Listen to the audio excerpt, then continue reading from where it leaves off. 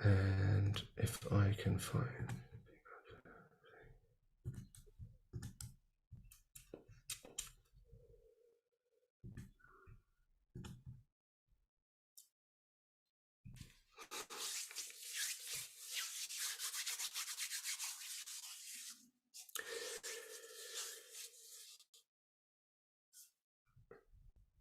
So we are now live. And the confusing thing is now I can hear myself 20 seconds in delay, which will be interesting for me to experience. I wonder what the best thing for me to do there is to mute it. Yes. But not...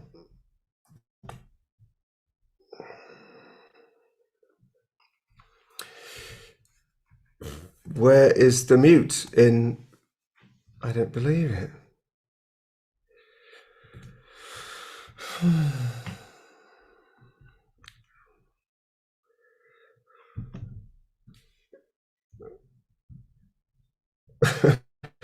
Tom, how do I mute it?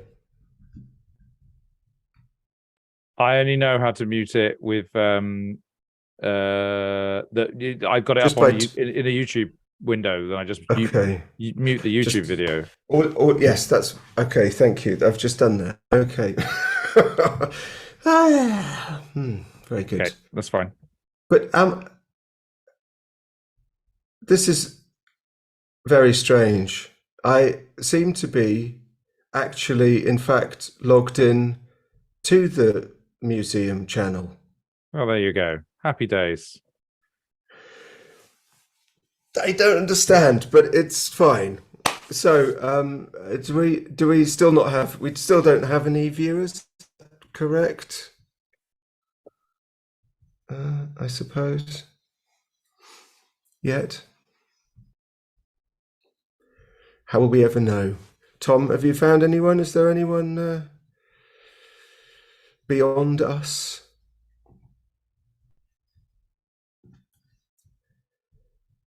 Well, on the Kempton Museum channel. There's definitely not on Playframe. I'll have a look. Well, okay. Here's the thing: if anyone out there is, this is crazy. If I reduce the volume on YouTube, then it reduces the volume on my Zoom. How am I supposed to do anything about that? I mean, that's ridiculous. Yeah. Thank you. I don't...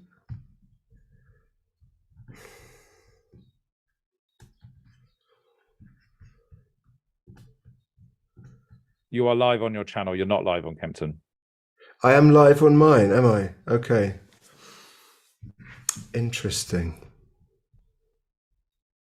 There are 2 people watching. Wonderful. Very nice. But is that us? Who knows? Who knows? Welcome if anyone is there. We'll be with you in a moment. If I can work out my echo chamber situation here.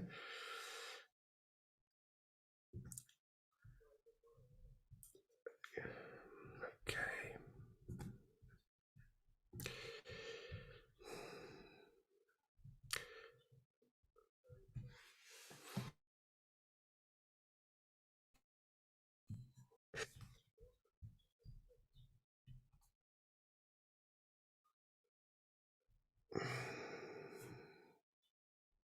If I close my web page, it should still be streaming, shouldn't it?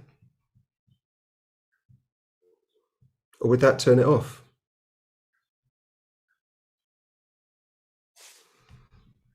What do you think? I'm watching, go so for I'll it. find out. Yeah. Okay, Tom. So in 20 seconds, we're going to find out if that was a mistake. But I still need to post a message there, don't I? I'm doing it. I'm posting a message. So I'll say I'll look for questions and put the chat up. Are you posting a message to Kempton Museum? Oh no, that's you. You do that. That's right, exactly. Right.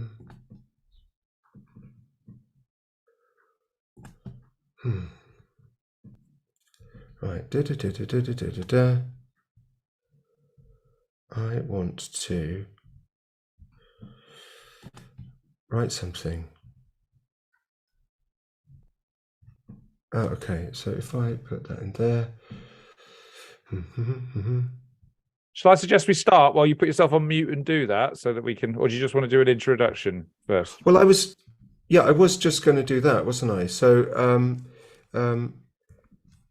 please go to Loco Ludus.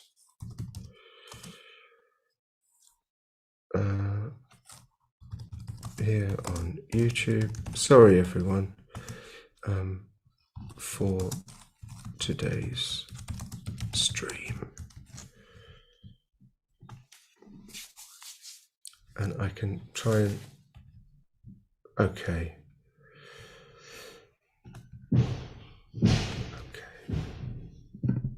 Well, then, shall we make an official beginning, everyone? I'm Barney Dicker. Welcome to this event as part of the Biosphere Guardians 2050 project, a project which is a collaboration between Stadtjugendring Kempton, Arts Active Wales, Sligo County Council, Playframe, and Loco Ludus. I think those are all of the collaborators on the project. And it's a project that is funded by Fonds Soziokultur and Stadt Kempten in Germany, and also by Tithe and Wales Arts International in Wales, and by the Erasmus Plus project across Europe too. What I'm going to do now is hand over to our young people who are involved in the project, who might say a little bit about what Biosphere Guardians 2050 is, and introduce our two wonderful guests today. Young people, who is going to tell us all what Biosphere Guardians 2050 is?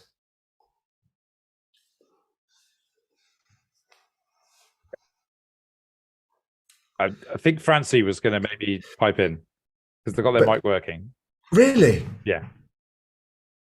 So I'm Francie. I'm from Kempton. The Biosphere Guardians is a youth project which takes part in 2050.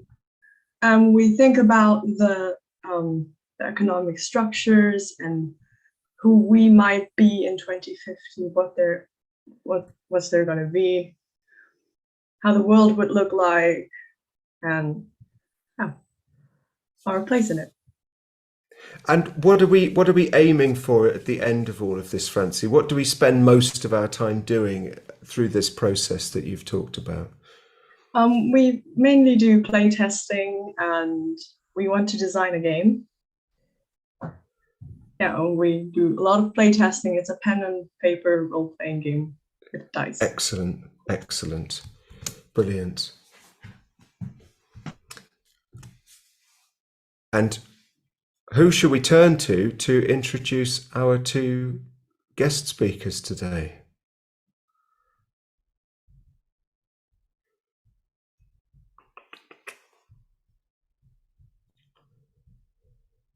I think you might need to do that, Barney, because I don't think it's me. Yeah. Okay, I'll do it. Okay, I'll do that. Well, this is that's fine. That's fine by me.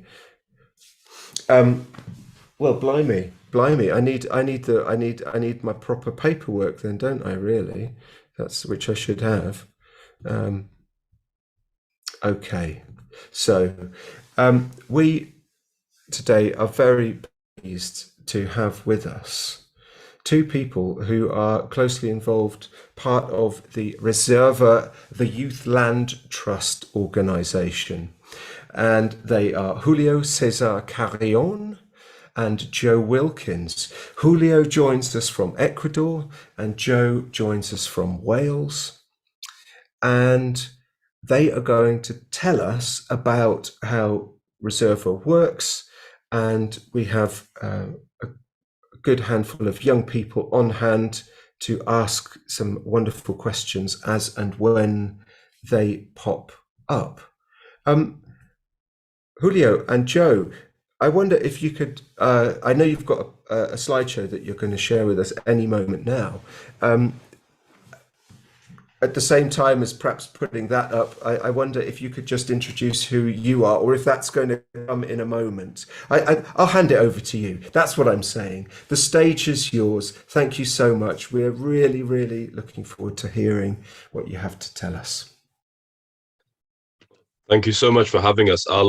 I'll speak maybe first whilst Julio gets the PowerPoint up. But yeah, thank you so much for having us. We are going to talk a little bit about who we are, but also we'll go in much more about who Reserva is. And then Julio's going to talk very much about the on-the-ground aspects of conservation and protected areas. But just so you know who's kind of talking to you, Julio, maybe we can go to the next slide where you can see some lovely photos of us looking dramatic in a forest in Ecuador. My name's, as Barney mentioned, my name's Joe Wilkins and I'm from Aberystwyth in Wales. So I know there's a strong Welsh contingent as part of this project. So if any of you are in or around Aberystwyth, please give me a shout. Love to meet up for a coffee and discuss conservation. When it comes to Reserva,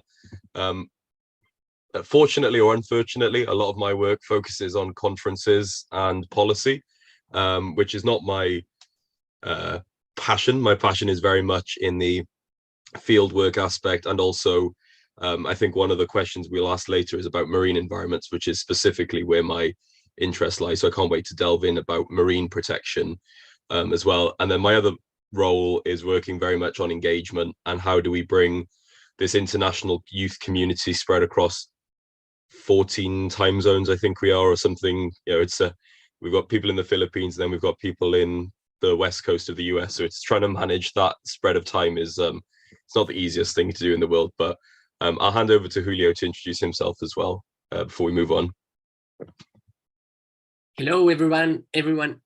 It's Sunday in the morning in Quito, so I'm from Ecuador. So thank you, Joe. Thank you, Barney. I'm Julio Carrion, as I already mentioned or Barney mentioned. I'm a biologist. I'm a young biologist starting my career doing conservation, also photography, and of course science. In Reserva, the Youth Land Trust, I'm working as a youth director since the beginning of the 2022. Actually, that is a long time ago. And before being a youth director, I was working in the media committee and of course science committee. So I kind of manage my passion for photography and science, conservation and education all in a mix, and try to do the best I can in the Ecuador, in the biodiverse ecosystems in Ecuador. So I just, about 3 years ago, actually, 2020 or 2021, I contacted Reserva because I knew they were working in Ecuador trying to build a reserve here. So I contact Cali, who is the founder of Reserva, and since then I was completely working deeply in the Reserva work. So I hope I can transmit our passion for conservation, science, and of course biodiversity to young minds. Awesome. Yeah. I hope by the end of this session, you'll realize how awesome Julio is. He's we had the pleasure of spending 3 weeks in the forest together in Ecuador, and it was great getting a chance to know him properly. But yeah, this session, Barney kind of asked us to chat a little bit about Reserva, what we've been working on, and then also, I guess, the barriers and conflicts that you can come into in conservation and how you can go about overcoming them, and what's the work that protecting an area is one part of a very big puzzle, and what's the other parts of the framework that need to go in to really achieve kind of this successful conservation, of protecting biodiversity. So Julio is going to talk a lot about what we've been doing on the ground in Ecuador. Then we're also, something that we're both quite passionate about is the rights of nature framework that is becoming more and more popular, more and more known around the world. And maybe popular is the wrong word at the moment, but Ecuador was one of the first countries in the world to introduce a rights of nature aspect of their constitution. So we're going to just introduce it, because I think it might be something really interesting to think about when you're developing this game, about how rights feature in this, not only from a conservation point of view, but then from a legal, economic, all of those aspects as well. And then Julio's going to talk again about Ecuador, about the constitution. Thanks, Julio. If we can go. So I'm just going to do a quick overview of what Reserva does, because we want this session to be more about conservation and get the questions. So just as quickly, what we do is that we realize that there's a lot of spaces, I guess, for young people to use their voices, but for young people to really make that very tangible change is sometimes lacking. And I know when I joined Reserva back in 2020, that was something I was looking for, is it was during lockdown. So it's like, how can I, from my house here in Wales, make a change, globally? And Reserva fell into my lap via Instagram. So that was a great kind of social media, how we reached. And we just really wanted to set out to prove that young people are not only voices, they're not only the leaders of tomorrow, all these cliche quotes we hear, like they're actually the leaders today who can make real measurable change. So we've got a youth council, which now I think is 80 people in about, I think it's 25 different countries. So we are quite spread out across the world. We've got a really strong membership in the US, the UK, and Ecuador, but then we've also got some other hubs developing, and I'm excited because our goal is to create a network of reserves around the world, of youth-funded reserves around the world. So hopefully each person can have a member of the Reserva network next to them. But this is just one of our group meetings. This was relatively early on. I actually need to update this photo. I think this was about 2 years ago. So we'll need to update it. But next one, please, Julio. And as the name suggests, as a youth land trust, we are trying to get young people into every single aspect of the work we do. The row of photos at the top is our board of directors, which Julio has since joined after this. Oh no, he is there. I have updated it. You are there, Julio. And it's written into our bylaws that between 30 and 50% of our board of directors must be between 18 and 25. The reason we chose above 18 is because being a director comes with quite serious financial and legal implications. So we wanted it to be like 18 and up, but then still have a youth voice. So to have that written into the constitution of the organization, as far as I know, it's quite rare to have it actually explicitly mentioned. So if anyone is interested in setting up an organization outside of this, please do reach out to have a look at our legal documents of how young people are actually legally embedded in our whole structure. The photo on the bottom left with the big world behind it is at COP26 in Glasgow. So we managed to get a strong youth contingent up to Glasgow.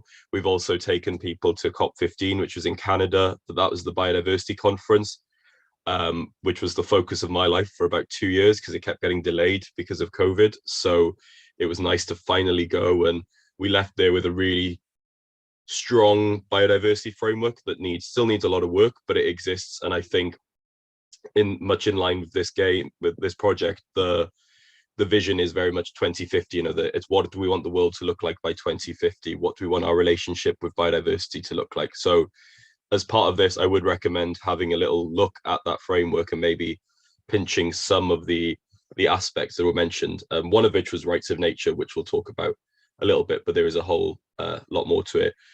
And then the third kind of pillar of the work we involve young people is the bottom right picture, where you can see a group of our Ecuadorian youth council members on research expeditions is this in Dracula, Julio, or a different, some It was near Dracula, but Yeah. it was on the reserve. It was a community managed land called La Esperanza, which translates as hope, the hope. The hope, yeah. So I think Julio will talk a little bit more about like the actual structure of the ground and how it all, this patchwork of protected areas looks, but we really want make sure that young people are involved in the research on the ground, not just as, you know, research assistants, but also leading their own research and trying to facilitate that work as well. So yeah, trying to make sure that from everywhere in the field to the UN, young people are engaged. And I guess our flagship project was to create the world's first fully youth funded nature reserve. And we did that. We got this international youth community fundraising for us through different sort of efforts. Here's me I'm on the right. I did a ultra marathon for the rainforest, which was a big mistake. It was painful, but it was fun. It was along the coast of Ceredigion. Here, some of you might recognize the face in the bottom left-ish as Olivia Rodrigo, who came and did a concert for us. I was really grateful for her time. Above her is one of our youth council members, James McCullough, who actually did, he went round to his neighbours and said, for a donation, I will identify every species in your garden, and managed to raise like several hundred or £1,000, British pounds, but also became one of like the top species ideas in the country. So it's a way of him building his skills, but also getting money. And you were surprised how many people were willing to find out what was actually in their garden. So that was a great fundraising. We did trivia nights, we've done fashion sales, and a whole campaign built around social media with Youth Stand for Nature, where we had people doing tree poses and then tagging, kind of built on the, you know, do a pose, tag friends, donate, tag, and then it just builds. So yeah, basically, whatever your skill is, there's a way to make it into a fundraiser is kind of our motto. We can turn it into money somehow. But yeah, that was just want to show it. And then I think we can go to the next slide, Julio. Yeah, one thing I did want to raise that we are really keen on is that conservation is, as much as we can do it to make it as accessible to everybody, understanding that young people around the world can't always donate money. They might not have the money to donate. You know, even $3 is kind of a huge sum of money around the world. So we created this campaign called the Million Letters, where if young people submit a letter, which can be a physical letter, an email, a photo, a video, just however you want to get your story or your message across, if you send it to us, we'll match it with $3 towards conservation, which in our project in Ecuador is enough to protect a classroom-sized area of cloud forest, and also cover a lot of the, you know, associated costs. So it's a really great project that has been taken up by schools a lot of the round. So you have like classrooms doing it. So for every classroom spending an hour writing their letter, that's 30 classroom sizes worth of cloud forest saved. And I know Julio's going to talk about this, but in a place like the tropical Andes, a classroom sized area contains a huge level of biodiversity.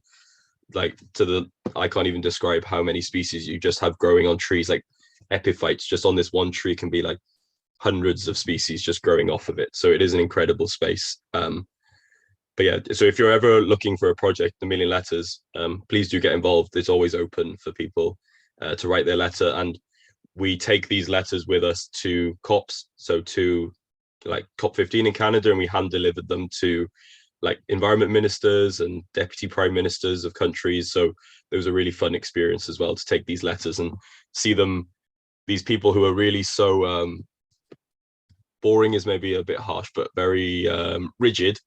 And then to see them reading letters that's just a drawing of a giraffe being like, I love giraffes. And that's it. There's no other thing in the letter, but you can see them sat having a coffee reading this letter because it's something a bit different than, you know, a petition. But I know, and this is a bit I think where I'm going to start handing over to Julio, but conservation has been guilty of some bad things in the past. We'll probably get into them a little bit in the questions, but what we're really keen for with Reserva and with this sort of youth wave of conservation is not to replicate those, to learn the good lessons of conservation, but to apply some of the lessons from other, you know, more social justice areas around how do you engage communities, how do you support them, how can you empower them rather than enforcing a certain viewpoint on people. So we're really big on building strong on the ground partnerships. And something I should clarify is that Reserva itself, we never buy land. We just help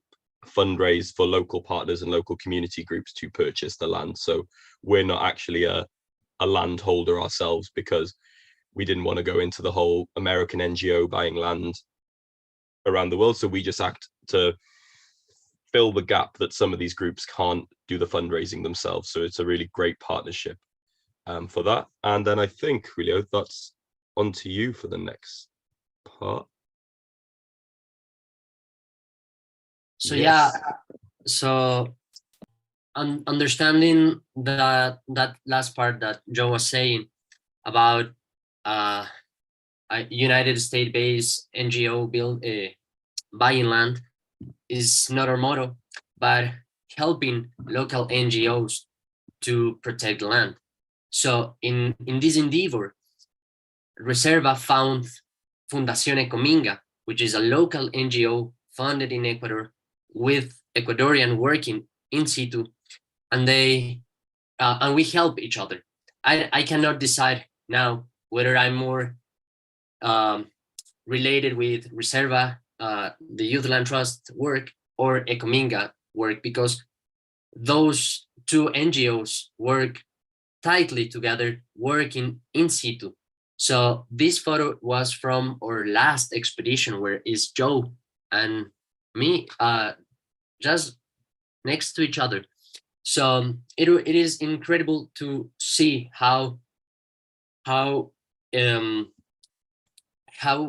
virtual meeting from all people interested all around the world for conservation put the foot on the ground and see with their own eyes how biodiverse is the land we are trying to protect. So it is incredible to see James Miller, Joe Wilkins, Lucy Huliston, that are SAF, that are UK-based youth people working and leading research in situ in Dracula, in the place we try to protect, and we protect and we work about 3 or 2 years to protect this land. So it is amazing.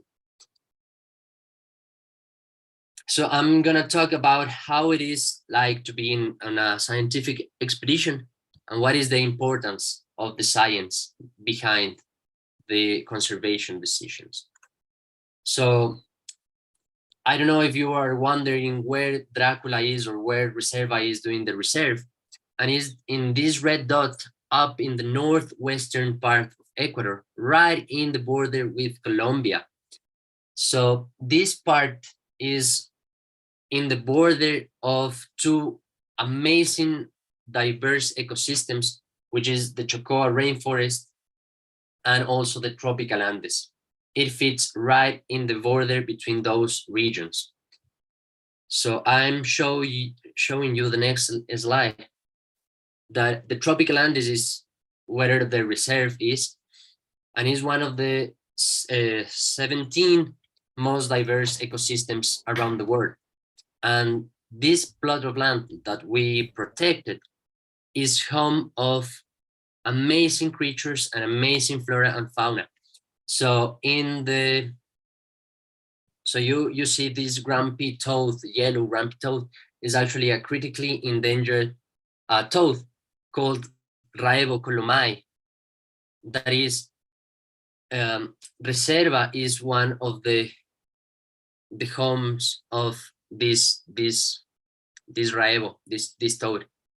So also on the other corner of the slide, you see a bronze-headed spider monkey, which is one of the 25 most endangered primates on the world. And Dracula is home of not of the healthiest population in Ecuador, but one of the highest distributed population of this species.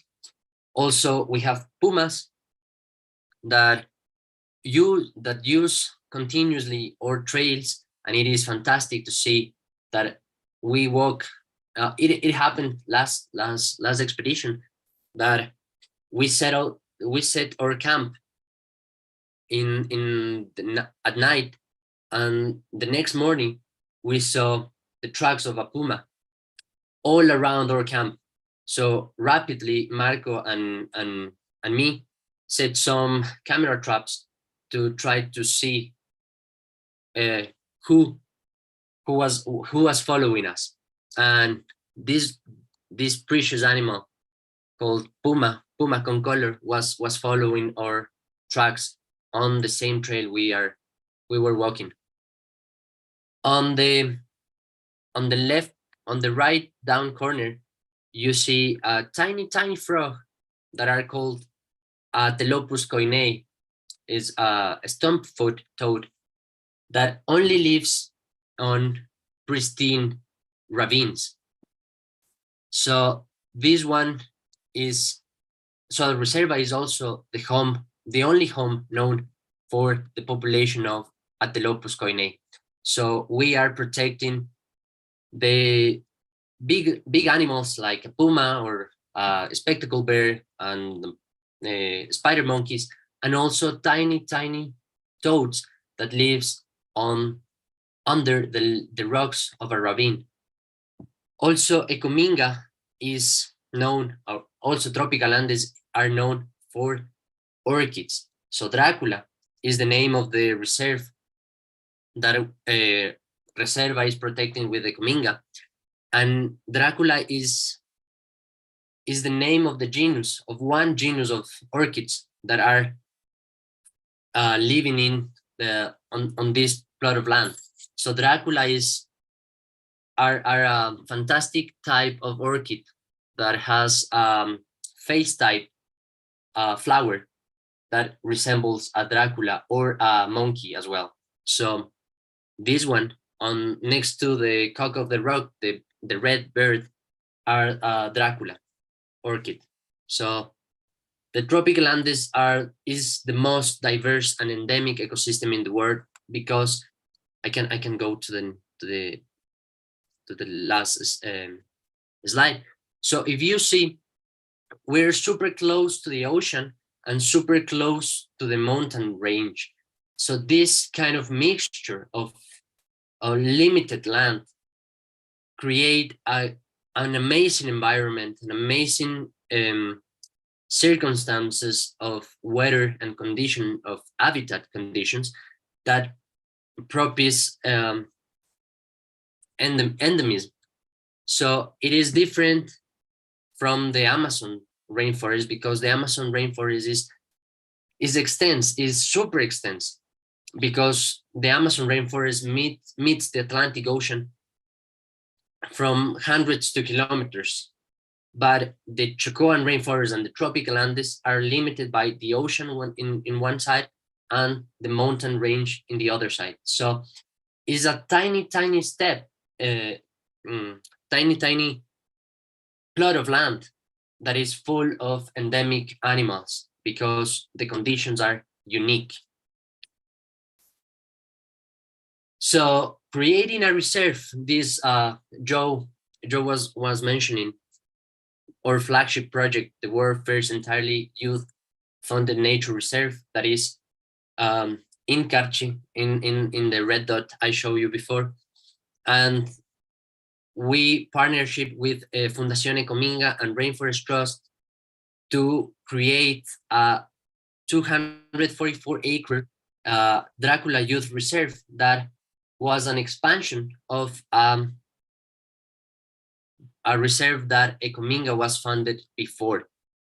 So why we decide to fund an expansion here is because Ecominga was trying to build a corridor, a biological corridor between two big reserves in this northwestern part area in Ecuador.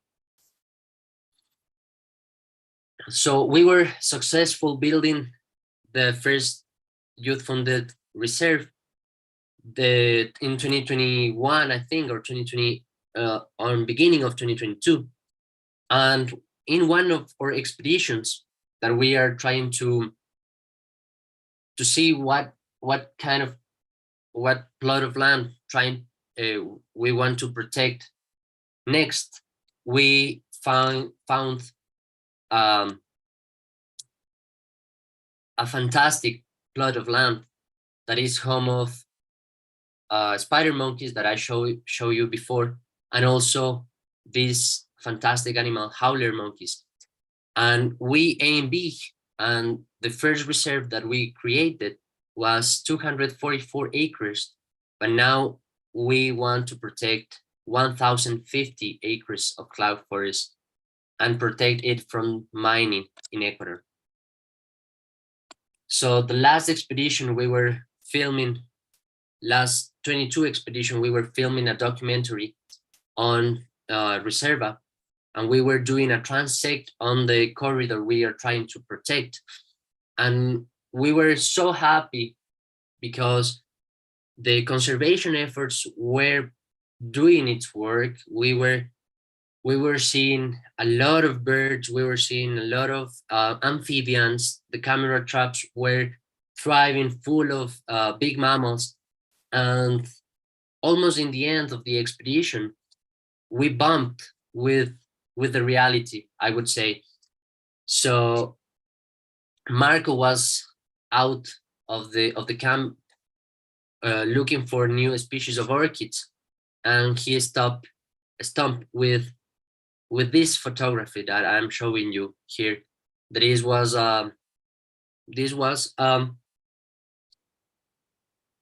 exploration phase of mining that are on developing near our Reserva. So it was a completely decimated ravine that we didn't know what kind of animals were lost. It was about 4 kilometers of damage, and it was a tiny damage, but it was a heads up for us, because that is how extinction works, and this is how mining would affect our plot of land or fantastic biodiversity in the tropical Andes. So I was saying that the Raevo conomai, the yellow toad, and the Atelopus coinei, the stump-foot toad, are only known of these ravines, for these ravines. And if these ravines are completely decimated, the complete population of these toads will be lost forever. And Cali and all of the Reserva people can stand and can deal the extinction. So extinction is probably the most selfish way to act of the humans, because once one species is extinct, is nothing we can do to make it back. So it's nothing we can do to reverse or damage. And this photography is how extinction works in tropical Andes. So we are trying to protect these 1,050 acres from this to happen to the reserve.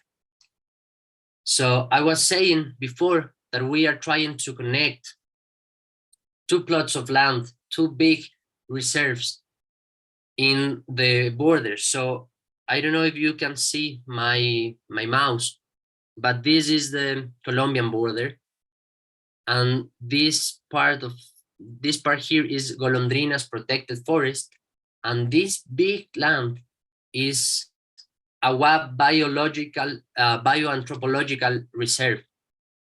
So Awa people are a nationality that lives and thrives in the northwestern part of Ecuador. So Ecuador Constitution gives to the Awa people this plot of land that is about 60,000 hectares of land where they can live and thrive and hunt sustainable for them, only for them. But in this yellow line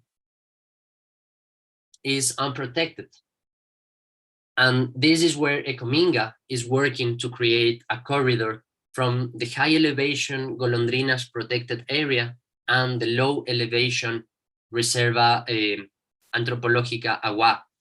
So in this is the land that we are trying to protect, Ecominga and Reserva, and creating a biological corridor, because we have seen spider monkeys, for example, or pumas, or big mammals as a spectacled bird, are crossing through the Golondrinas protected forest to the Agua Reserve.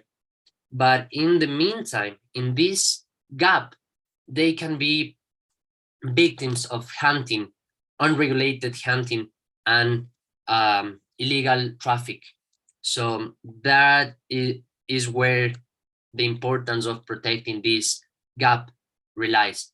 So creating a corridor will guarantee the connectivity between the populations, between Golondrinas Protected Forest and Agua Anthropological Reserve. So in the meantime, so we are guarantee connectivity for big mammals population. I was saying, for example, spider monkeys, the brown-headed spider monkeys, mountain lions, pumas, spectacled bird. And in the meantime, we also are protecting the overlooked. So we are protecting tiny amphibians that only relies on these pristine ravines, salamanders, and we are protecting Dracula orchids, and we are protecting different genus of orchids that only relies on this land that is the gap between those reserves. So I was saying, endemism is one of the main reasons we are working on this land, because for example, Golondrinas Protected Forest has a unique community of birds, mammals, and amphibians, and Agua Protected Forest also has a unique community of fauna and flora. And in the gap Ecominga and Reserva is working also is a unique community of fauna and flora that we are constantly discovering new species. So our work is amazing. Actually, our work is amazing, and as Joe was saying before, it's not that youth people are working in science as an assistance for the big renamed researchers in Ecuador, but we actually lead the research on our groups. So here in these photos is Marco photographing some new orchids, and he is one of the specialists in Ecuador that is one of the most trust science researchers in orchid exploration. So these next three photos are the orchids, the flowers of orchids that Marco studies, and he is leading the orchids research since 2018, I think. So he has now a very fruitful career of discovering new species of orchids right in the Reserva. In the bottom part is amphibian research. So I was leading the herpetology research in the Reserva from the last 2 years, and orchids and amphibians are one of the most incredible groups to study endemism, because orchids are unique not only for one single ecosystem, but they can be endemic of one single tree, one single branch. So studying orchids can lead to decisions for conservation strategies to protect the land. And also amphibians. Amphibians are tiny animals that cannot move long distances as bears or monkeys or pumas, for example. So they only live in a tree they only live in a ravine, they only live in a mountain, they only live in a small, tiny, super tiny land. So understanding how the amphibian community moves across the elevational gradients, for example, can lead also to conservation decisions. So understanding and knowing our amphibian community and our orchids community can lead us to conserve the land. Oops, sorry. So we protect. So one of the main reasons we are trying to protect this plot of land, to create a protected area, is not only because of the new species, but one of the most important part is the endangered species. So I was saying, I was talking about Raevo colomai, I was talking about Atelopus coinei. This snake is Erythrolampus beatei, and this is a salamander, a mushroom tongued salamander. So it's not only the new species that we are trying to protect, but the known and endangered species that we know they exist only in our land, and if they disappear from this tiny 244 acres of land, they will be lost and gone forever worldwide. So we are trying to monitoring the populations of the endangered species, and we have programs of monitoring Atelopus coinei, and this one is a really good story of a ranger, a park ranger that used to hunt and used to log to log. So we contract him, and he's amazing in the field. He has razor sharp eyes, eagle eyes, to find frogs, and he moved on the hunting and logging activities to make a living to a conservation way of living. So he is leading the monitoring program for Atelopus coinei. So every single month or every 2 months, he goes to the ravine that Atelopus coinei is known, and he count them. And for example, I'm a biologist. I'm 25 years old, and I have like 3 or 4 years of experience doing herpetology research in the field. And during the monitoring, I can only see 1 or 2 Atelopus coinei during the whole morning. And Milton, which is our park ranger, can see 12, 15 Atelopus coinei in the same ravine. So he is from the Awa community, indigenous community, and now he's a keystone of the monitoring work that is done in the Reserva. So I cannot do that because I'm super terrible to see the frogs, to monitor the frogs. But Milton is incredible to do that. And the information he gathered also can lead us to make conservation decisions, to implement more precautions on these ravines that Atelopus coinei is living. And this is one of the examples that Ecominga is done. Now I know Ecominga has a orchid monitoring program that is basically the same of Atelopus coinei, but Ecominga contract or hire indigenous people from the communities nearby the Reserva. And Marco is one of the professors and mentors of these 2 young guys. And he's in charge of teaching them how to know the species, how to identify orchids, and how to monitor them. So this project is about starting, but is also gathering a lot of information for conservation strategies now. as I was saying, this land is amazing in biodiversity. So we don't even know how many species are there lying and relying on the forest.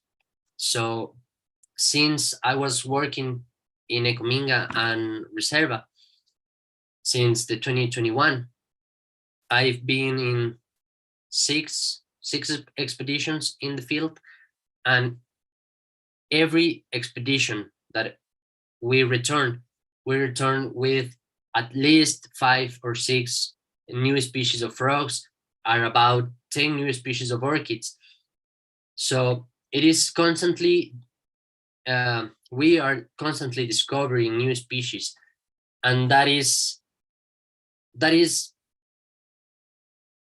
incredible, but also make us understand that it's also urgent to protect, because as our rate of discovering new species is also increasing, the threats that are happening in the field are also increasing. So we have to deploy more and more effort to discover new species, to evaluate these species, to find if they are somewhere else, to make them endemic, to create this category of endemic species, to make more robust decision to conserve these lands.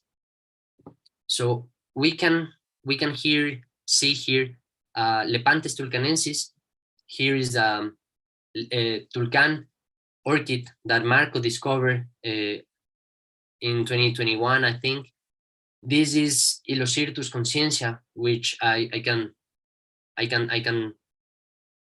leave to Joe to tell the story of Ilocyrtus conscientia now. So, sorry, Helocyrtus conscientia was a new species discovered in 2020, 2021, a couple of years ago. And for those who don't know, the process of naming a new species is normally put out to a wealthy donor who will contribute a significant amount of money to name the species, and then that money goes to a conservation. But and the scientists who discovered it very kindly offered the sort of naming rights to Reserva to raise money for ourselves. But we realized that it wasn't really in keeping with our mission if we were to just go out to a rich older donor to donate money. So we decided that, and it was hard as a young developing charity. It's hard to say no to easy money. It is, conservation is not a well-funded field. So, but we realized that we had to stick to our mission. At that time, our mission, we're like, we'll do it. So we created a naming competition around the world where we created like education resources. We created little videos and educational packs and send them out and said, look, it's up to young people around the world under 26 to name this new species of frog. And we had, I think, 622 entries from around the world. Some people had taken it a lot more seriously than others. Some had given really like well thought out ones. Some had named them after friends with less than convincing arguments for naming them after their friends. We had one boy from the UK who wanted to name the frog Fudge for his dog that had recently passed away.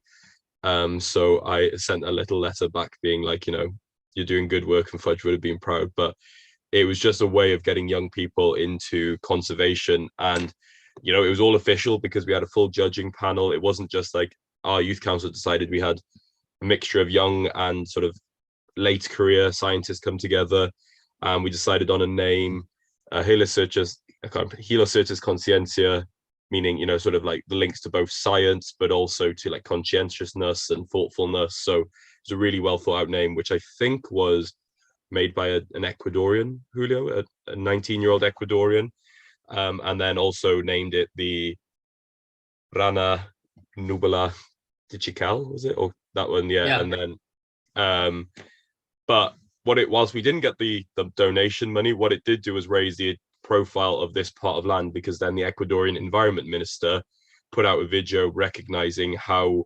important and cool it was that this frog from Ecuador suddenly had like the eyes of the world kind of vying to name it and stuff. So it got our attention that way, and it started a really solid working foundation with the environment ministry in Ecuador.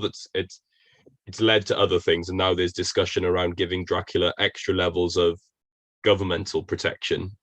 So we are achieving it, and like I said, it can be really hard to say no to money when you're conservation, but we are achieving conservation goals in another way. So always conservation needs to innovate, so it's always good to come out with some new ideas as well.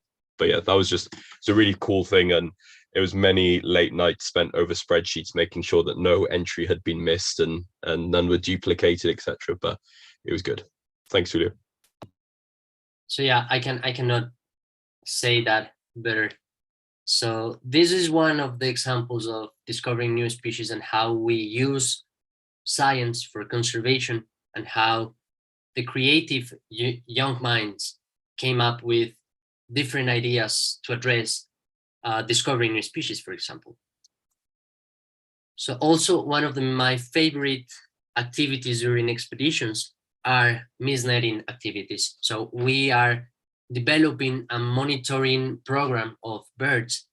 So we are monitoring populations of birds all across the gradients, altitudinal gradients on the reserve. So we're trying to understand how they move, how the birds move, and how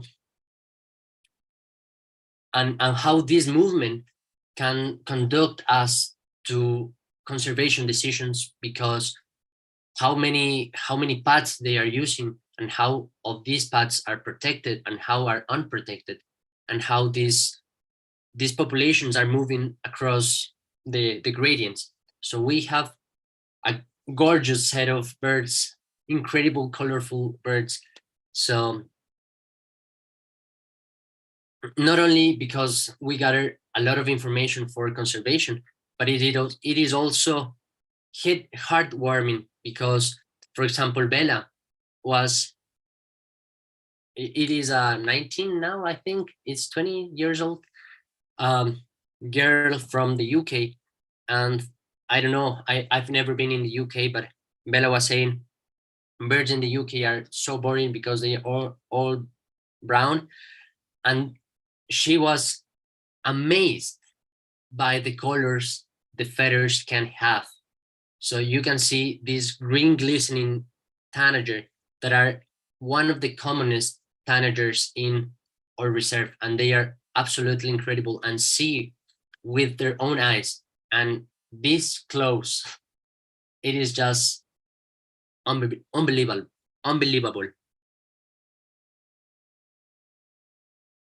So we cannot leave behind the people. So we are constantly working hands on hand with local community people. So these are this collage is a sample of the work Ecominga and Reserva is doing regarding community outreach. So everything we not focus only on one single thing, but we're trying to approach them, or to approach the community outreach from all sides. So in the first photo, Javier, which is the executive director of Ecominga, is teaching the local park guards that are indigenous people or from the local communities how to untie the birds of the mist net. And he's Giovanni holding with his own hands one of the Chlorospingus, one of the dusky tanagers. So this one is probably the first bird that Giovanni has in his hands without killing it. So it is super common for the local people to hunt birds for eating. So to create this connection of protecting and to warm his heart with this kind of example, like this kind of act of holding a bird without killing it, is really meaningful for him and for Ecominga and for the land. So the next two photos are snakes. So is obviously known that people are frightened and afraid of snakes, and they used to kill snakes because we all think that snakes are dangerous and they will kill us anytime. But because we know which is venomous and which is not, and which is inoffensive, we can start teaching from very young ages that snakes are inoffensive, and not to do harm to them. So this is another example of how we can teach a local community and create a biodiversity conservation mindset to them. Also, the uses of the land, also the uses of the trees, that they know better than us, which is the tree that is better for the headache, which is the tree that is better for the stomach ache, which is the tree. So we are trying to teach them and mix this ancestral knowledge, indigenous knowledge, to science and conservation. So here is Javier Roballo as well, the executive director, teaching how to name the plants. And in the last photo, it is Andy Vetter, who is Ecuador. He's a mixture of Ecuadorian and US citizen that loves fungi. So we not only focus on birds, we not only focus on amphibians or orchids that are incredibly beautiful, but for example, we have an incredible set of young scientists that are interested in the overlooked, for example, fungi. And Lucy Huliston, that who was in the last expedition, were leading the final project of her university using moths and understanding elevational gradients of communities of moths. That for the most people, butterflies are the most insects that gather our attention. But for Lucy, the moths, the overlooked, the brown, the silky ones, the boring, quote unquote, the boring, are the one she is interested in. So in this photo, Andy was telling the whole community of La Esperanza how many of the fungi are edible and how many of the fungi are not, and how to use them properly, and how to cook them, and how to use them sustainable.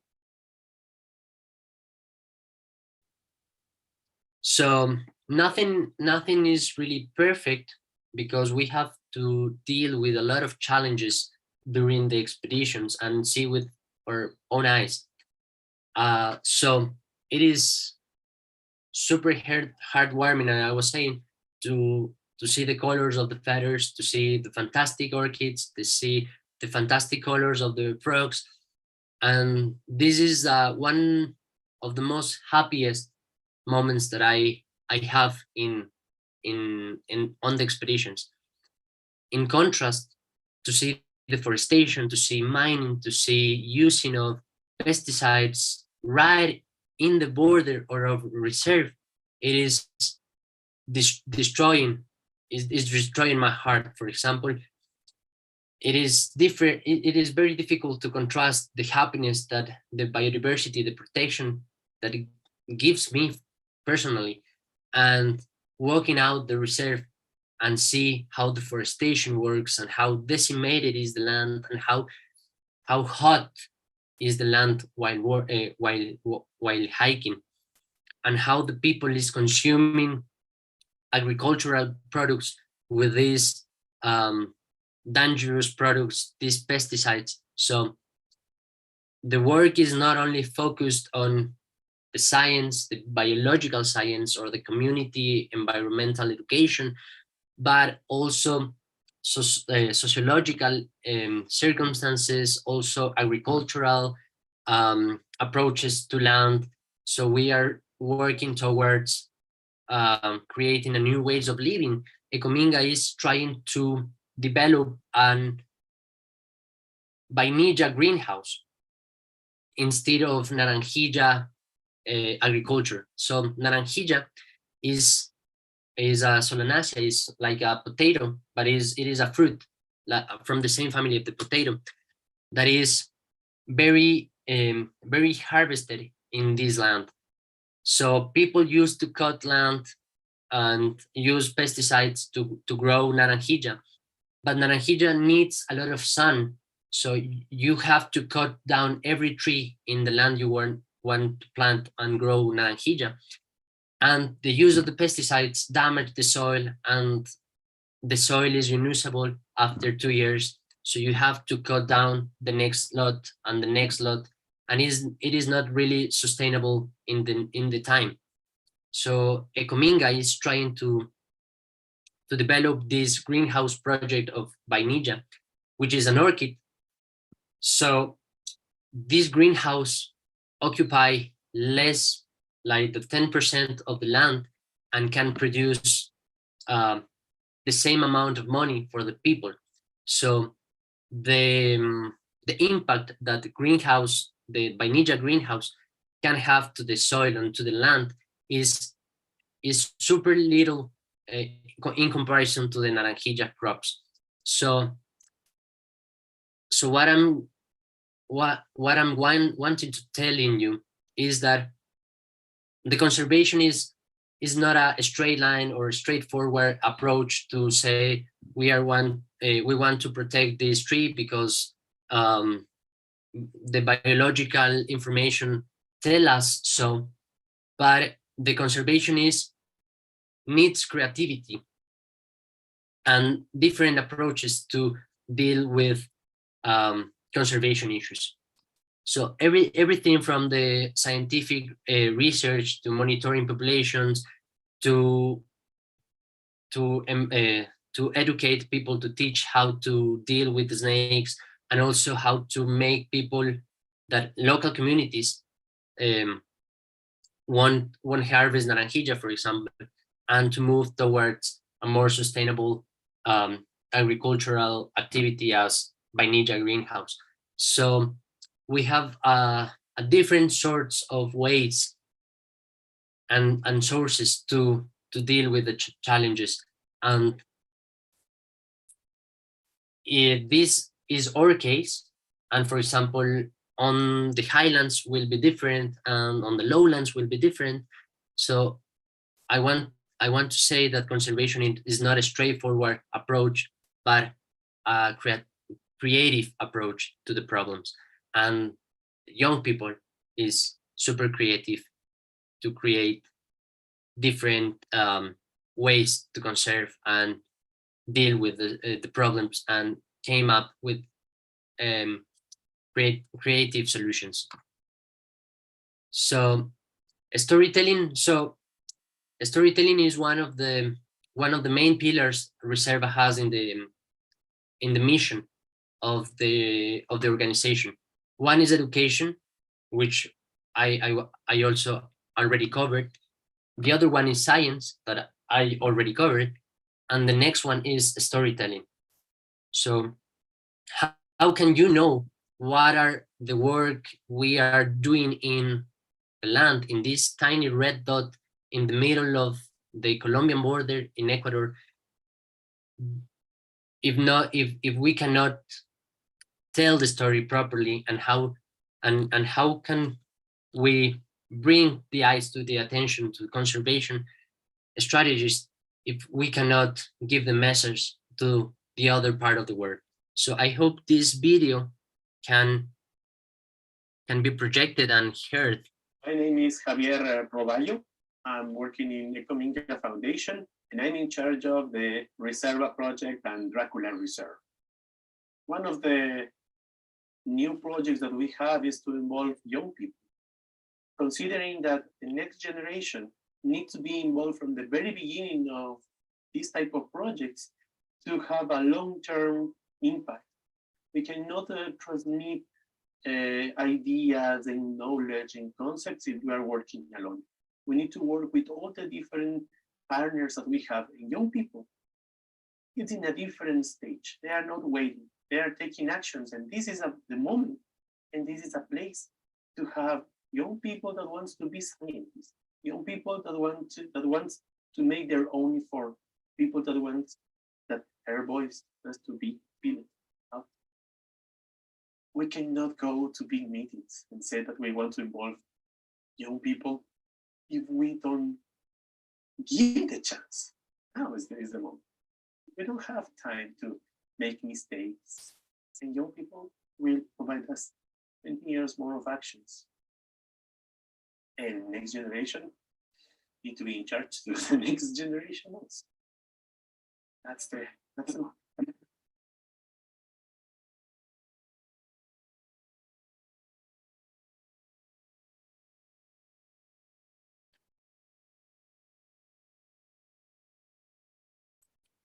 So Javier is the best, basically, to warm our hearts and give us hope, even in the darkest moments of the expeditions that we see mining and we cry. So Javier is the best to give us hope.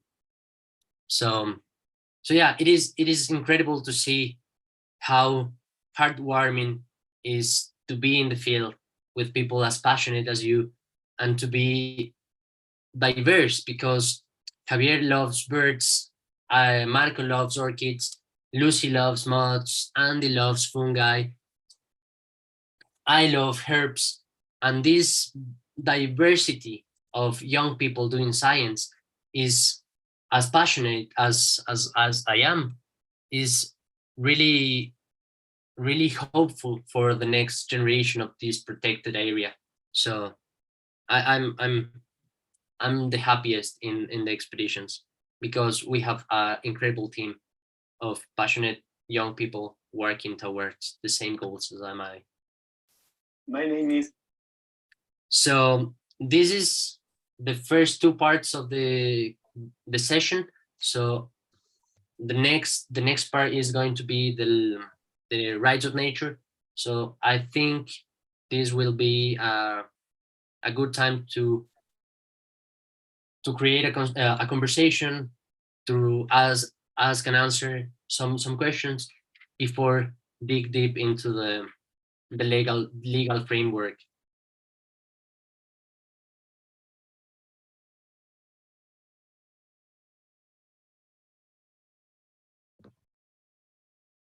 Great stuff. Francie, do you want to lead a conversation here, and or should we point to some of the questions? Or CJ, are you interested in I've got a list of questions here that people have got, and thank you so much, Julio. That was wonderful, and Joe as well. Really fascinating stuff. Right, I'm gonna pass over to top of my list. Sam, can you do you think you can paraphrase your question, or come up with a way to frame it in or about conservation there?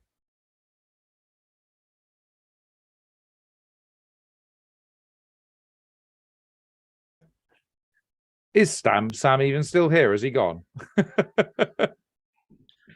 He could just be ghost presence. We might have lost him. Well, in lieu of that, then I'm going to ask a question. I have a question about. I'm specifically interested in some of the use of the. There's lots of different questions actually. But you mentioned about illegal mining and illegal hunting happening and stuff, and obviously the tragedy of seeing those pictures and stuff. Is just interested in the clarity of like what's mean. So is it that the illegal things are happening outside of the reservation anyway? Are you saying that it is a legal activity that's happening outside of the reservation, like the mining and stuff, or is that actually within? Is it illegal because it's within the reservation, or is it illegal but it's happening outside? I'm just trying to understand, like, the legality, like the question of like what other systems exist trying to protect these areas, and the areas around them that are like say for example, are Ecuadorian laws and law enforcement meant to be stopping mining from happening as well, like even with outside of reserves? So Joe, can you clarify this, and I can expand on your idea later on?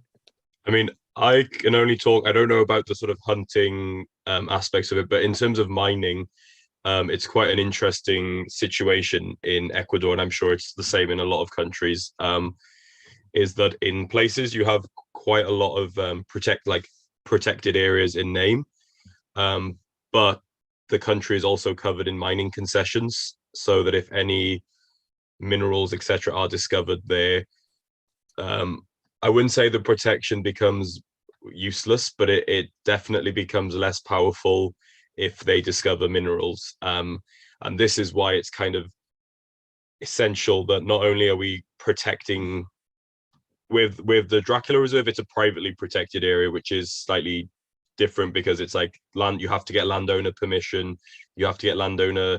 So that's why in this part of the world, privately protected is like probably a stronger model at the moment, because the more like publicly protected areas, if they fall under a mining concession and something is found there, the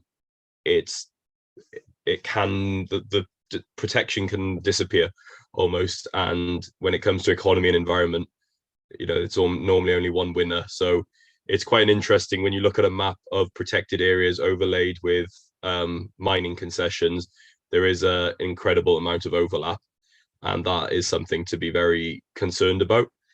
And so yeah, and that's the only one I can talk about on the more like on the ground hunting trade aspects. Then Julio, maybe you have a greater insight, and please correct anything I said about the mining situation if that was wrong as well. No, it wasn't wrong at all. So yeah, it is kind of contradictory because in Ecuador laws, you can own the land, but what is under the land is of the Ecuadorian government. So if you own a plot of land, a reserve,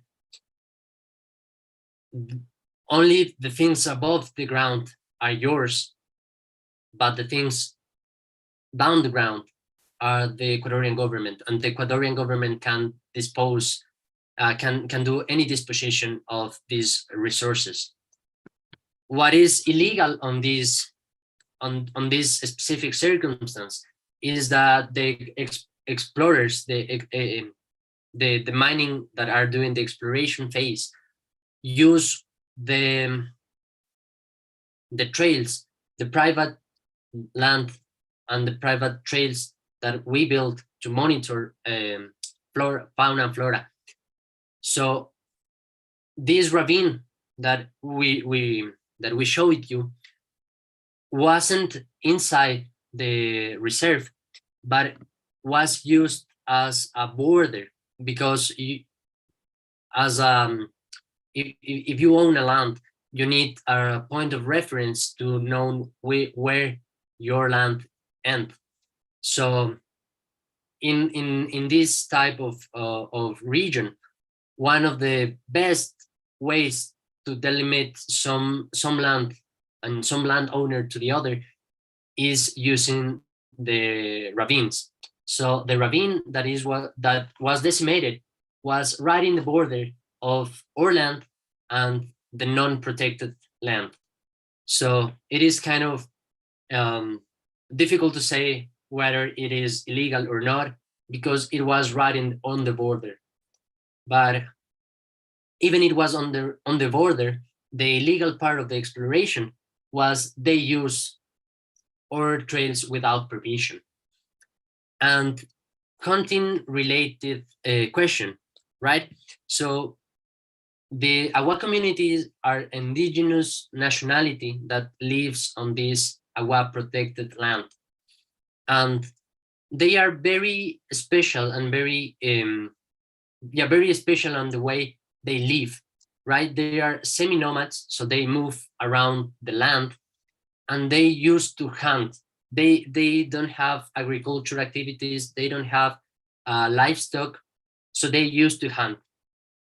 And the Ecuadorian laws has a legal framework for indigenous nationalities about hunting, so they can hunt legally for for consumption, right?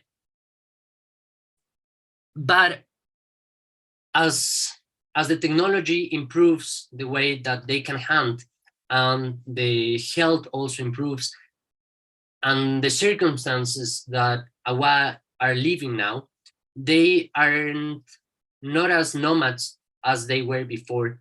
So they used to move a lot around the plot of land they own, but now they are moving towards creating settlements on the reserve, and also growing its numbers in population.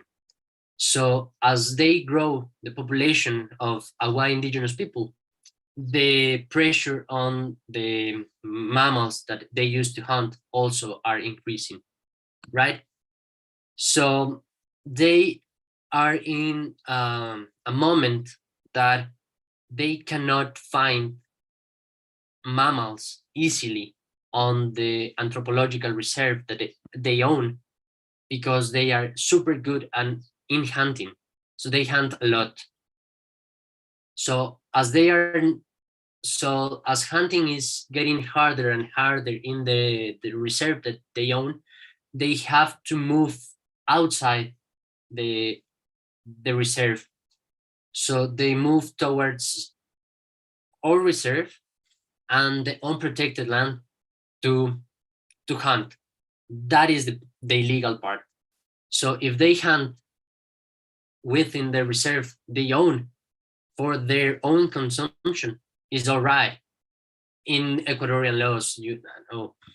But if they hunt outside the reserve or in or reserve without permission, because Ecominga's reserve are strictly clear to forbid the hunting within the land.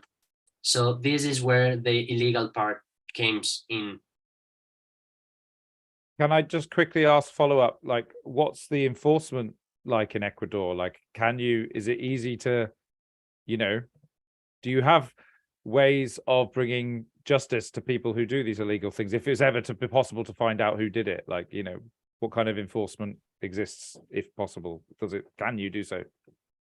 It is, so Ecuadorian laws has a framework for illegal traffic and illegal trade of wildlife.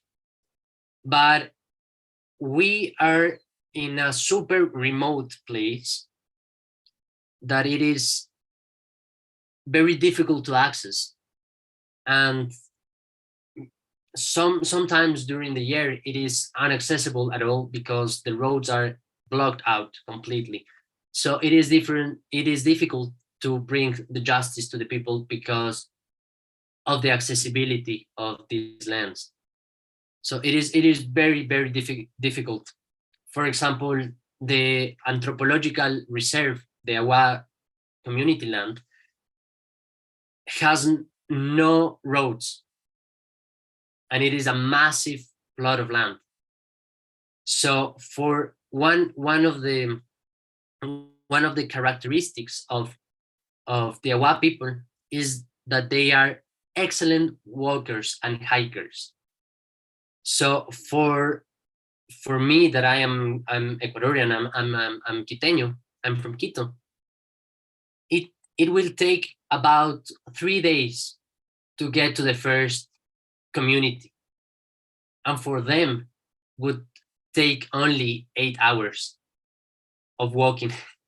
So, and I'm used to walk because I used to be in the field and looking for birds and looking for herbs. So now imagine a city person that has to walk 3, 4, 5 days in order to see where is the nature or wildlife crime done. So so it is very difficult. There's no cops in the forest. That's the So there's no cops in the forest. So imagine a cop walking 3, 4 days to see a monkey. It is very difficult. I'm gonna suggest maybe the next question comes from who have I got next on it? CJ. Well, we had some questions about conservation, and you've talked about that already. So I wonder, CJ or others who've got those questions, are there any more detailed questions about conservation that you'd like to ask?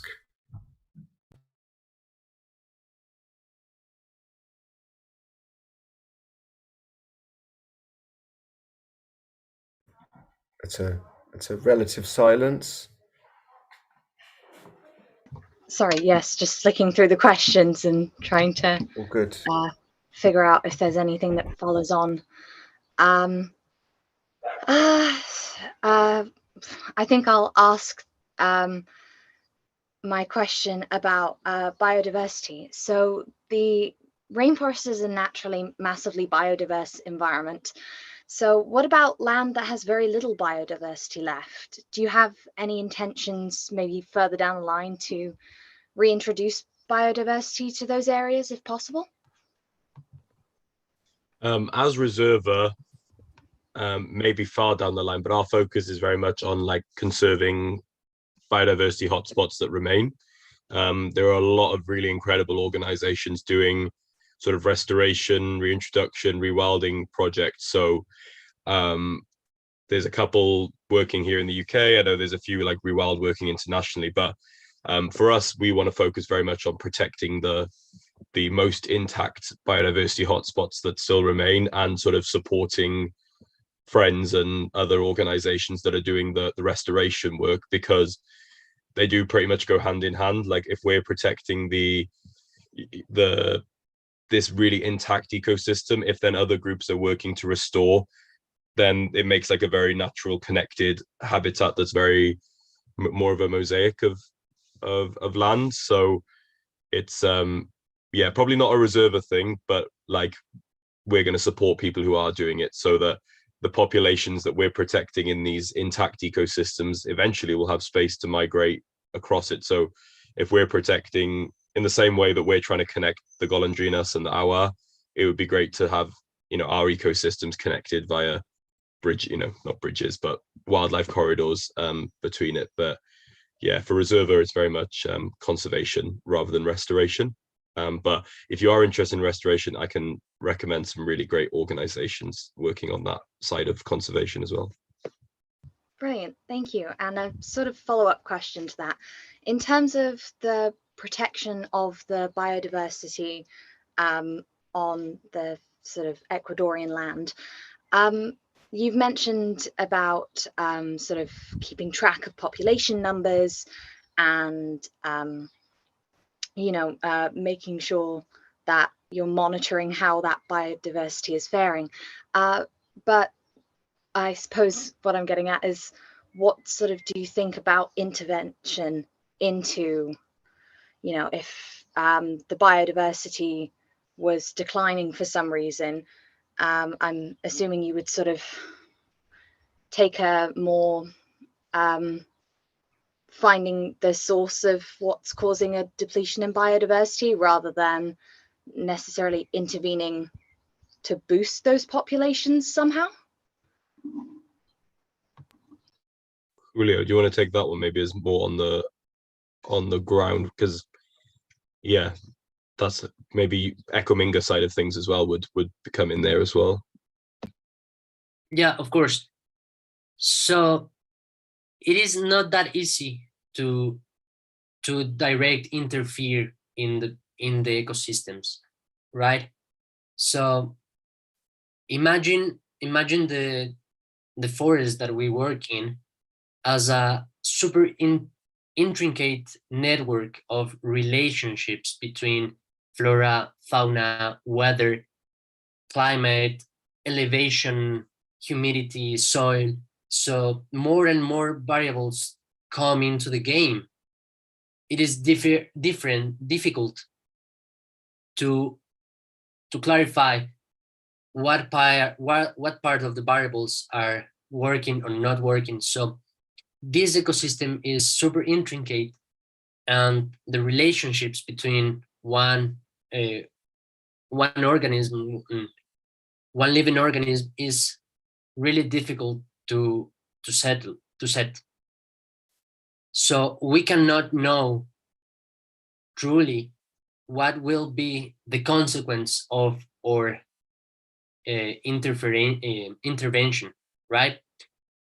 So as we don't know what will be the consequence of our intervention, we cannot decide to intervene, right?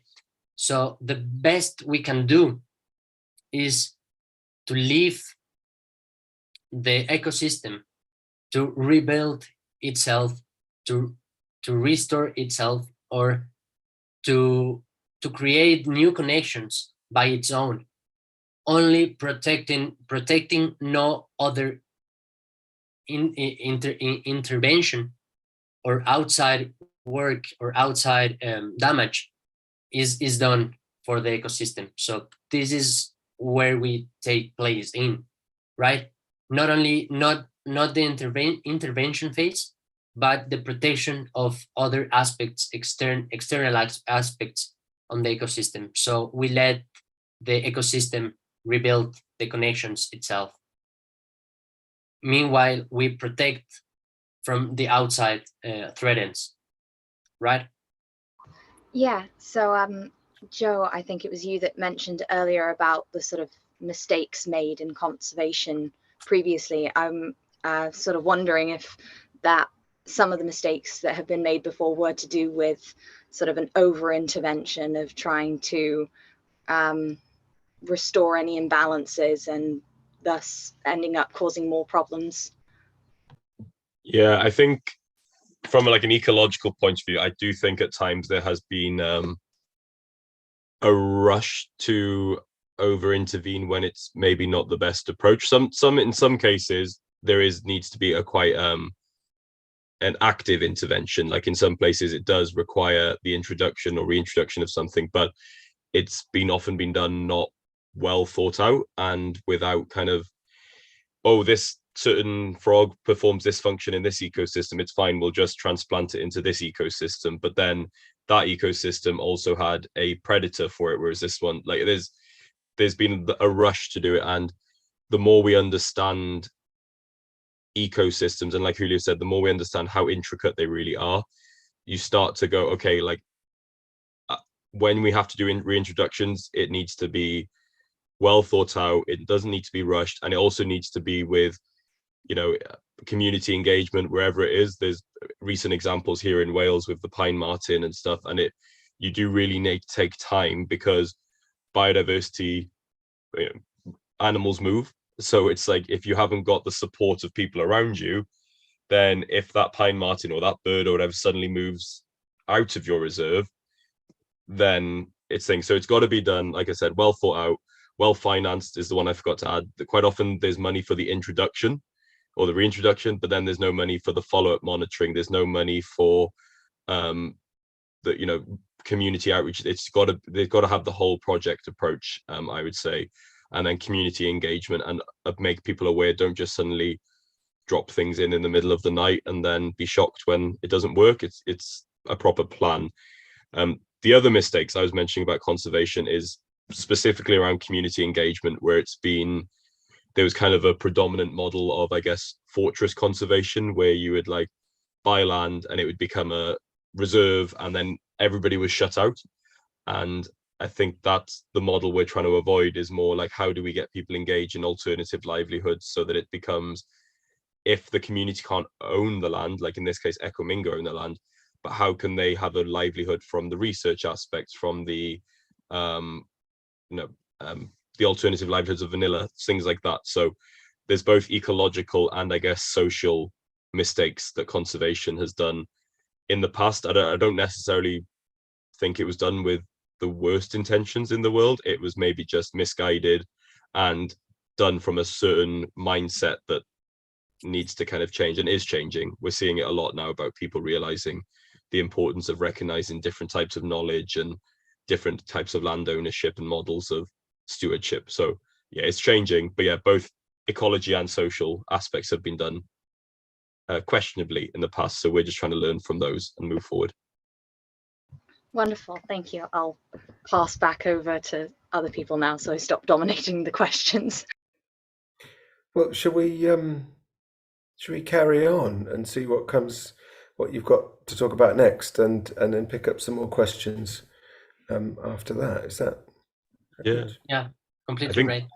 I think the next thing is just going to be kind of a short introduction, a short kind of discussion or presentation on rights of nature, just because when we were discussing, Barney, it was a little bit of like, what would we like to see in conservation being recognized, and what's our hope for the future? And I think rights of nature for both myself and Julio kind of encapsulates the vision we would like to see for the future, where the rights, and it looks different in different countries. Some countries go very much down the sort of general rights of nature. Some give rights to specific species. So rights of nature can mean different thing in different circumstances, but like generally it's just recognizing the rights of non-human species to exist and to survive. And that comes with, as soon as you recognize the right, it comes with a load of legal and moral obligations that go with it. And it's not exactly a new way of thinking. I think rights of nature is the kind of modern framework that it's been placed in, but kind of discussions around living in harmony with nature or respecting nature and all these different they go back thousands of years. You know, if you listen to many indigenous communities, they talk a lot about the relationships between humans and nature, and it's much more equal and much more kind of seen as part of one system rather than it being people and nature. So yeah, rights of nature has been in its modern form since about the 80s. I think those sort of things have been published. It's kind of had a sudden surge recently, and like I mentioned with that global biodiversity framework, one of the recommendations is that we recognize, I got to get it right, recognize different value systems, including the rights of nature and Mother Earth. So it's like, I never thought I would see language like that in a United Nations document. So it's really gaining traction. Ecuador was the first one, Julio, I think, to introduce rights of nature, and they went down a very specific route of getting it into the actual constitution of the country. So that's like a very specific model of introducing it there. I think Julio is going to talk about a couple of cases where it's been relied on and has actually succeeded. And because it's constitutional, it goes to the highest court in the country. Like it's serious business if it's getting into that level. Other countries, I think like Panama, Bolivia, have introduced laws, so it's not in the constitution, but they have like legal protection. New Zealand has introduced rights for certain rivers, especially if they're really related to Maori culture, and they're given the same rights as like a person would. So you're not allowed to like harm all of these. So it's a really solid foundation. I personally want to look at how it would look in Wales. I think it's be interesting because most of the countries it's been tried in are probably like, you know, biodiverse countries that have kind of large areas of relatively intact ecosystems. But I really want to explore what it would look like in a very managed landscape like we have here in Wales. Like, what does nature mean in a country like this? What's the discussion to be had? Thomas. I just wanted to, well, I mean, the thing, I just immediate question I want to bounce off, like, how do you think about the Wales Future Generation Act? Because in a way, it is from a more human perspective, but it's got parts in there that could be. Yeah. So I've started, I asked the question of the Future Generations Commissioner because for those, I don't know if you've heard about the Future Generations Act in Wales, but we have this act that was published in 2015, 2016 that like legally sets in place that the rights of well-being of future generations should be secured. So it's sustainable development, but put in a framework of well-being. And one of the pillars is that we want to see a resilient Wales, which pretty much covers biodiversity. The only issue I have with it is it's still very much a a biodiversity for the good of humanity kind of approach. So that's why I'm keen to explore whether the act could be changed, or whether it needs like a supplementary act that covers the rights of nature. My dream would be to see a nature commissioner here in Wales, in the same vein that we have the Future Generations Commissioner.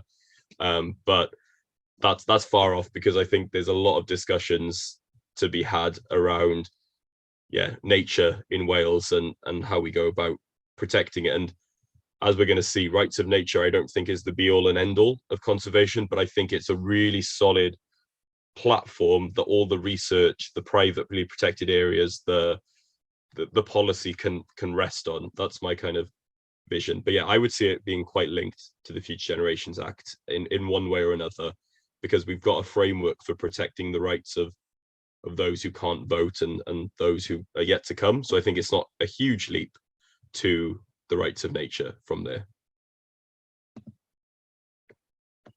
But yeah, Julio, I don't know if you actually want to say a bit more about like rights of nature in practice, because I can talk nonstop about rights of nature. It's a recent kind of fascination of mine, and there's so many good books called like Do Trees Have Standing? That was kind of the one that started the modern take, but there's others coming out, and there's youth groups, Garn Youth, if you're interested in that sort of approach. But I'm also really happy after this, because I think Barney has got my contact details. If you want to talk rights of nature, please let me know, because I'm always, as you can tell, can talk nonstop. So be prepared for a long coffee session as well. For Julio.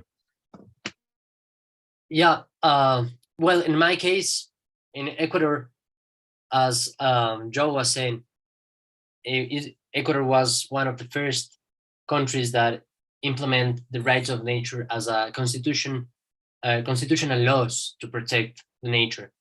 So we had a new constitution since 2008, right? 2008. It is about how many years? 15 years, right? From about 15 years, nature has legal rights written in the Constitution of Ecuador. But it was only written in paper, right? No one was actually know how to use these laws to protect the land. So we have a lot of articles in the Constitution that, paraphrasing them, one says the water has rights, and the government will be provide all the guarantees for the access to the water to all people, to purification of the water, and the government will guarantee the restoration if any damage is going on in the water sources. Another article that has the Constitution is about biodiverse, specifically biodiverse. So the article says something about like this: the government will provide the guarantees, enough guarantees for the people to live in a pristine environment, to have clean air, to have clean water, to have pristine ecosystems in Ecuador. Another article that the Constitution has written in 2008 say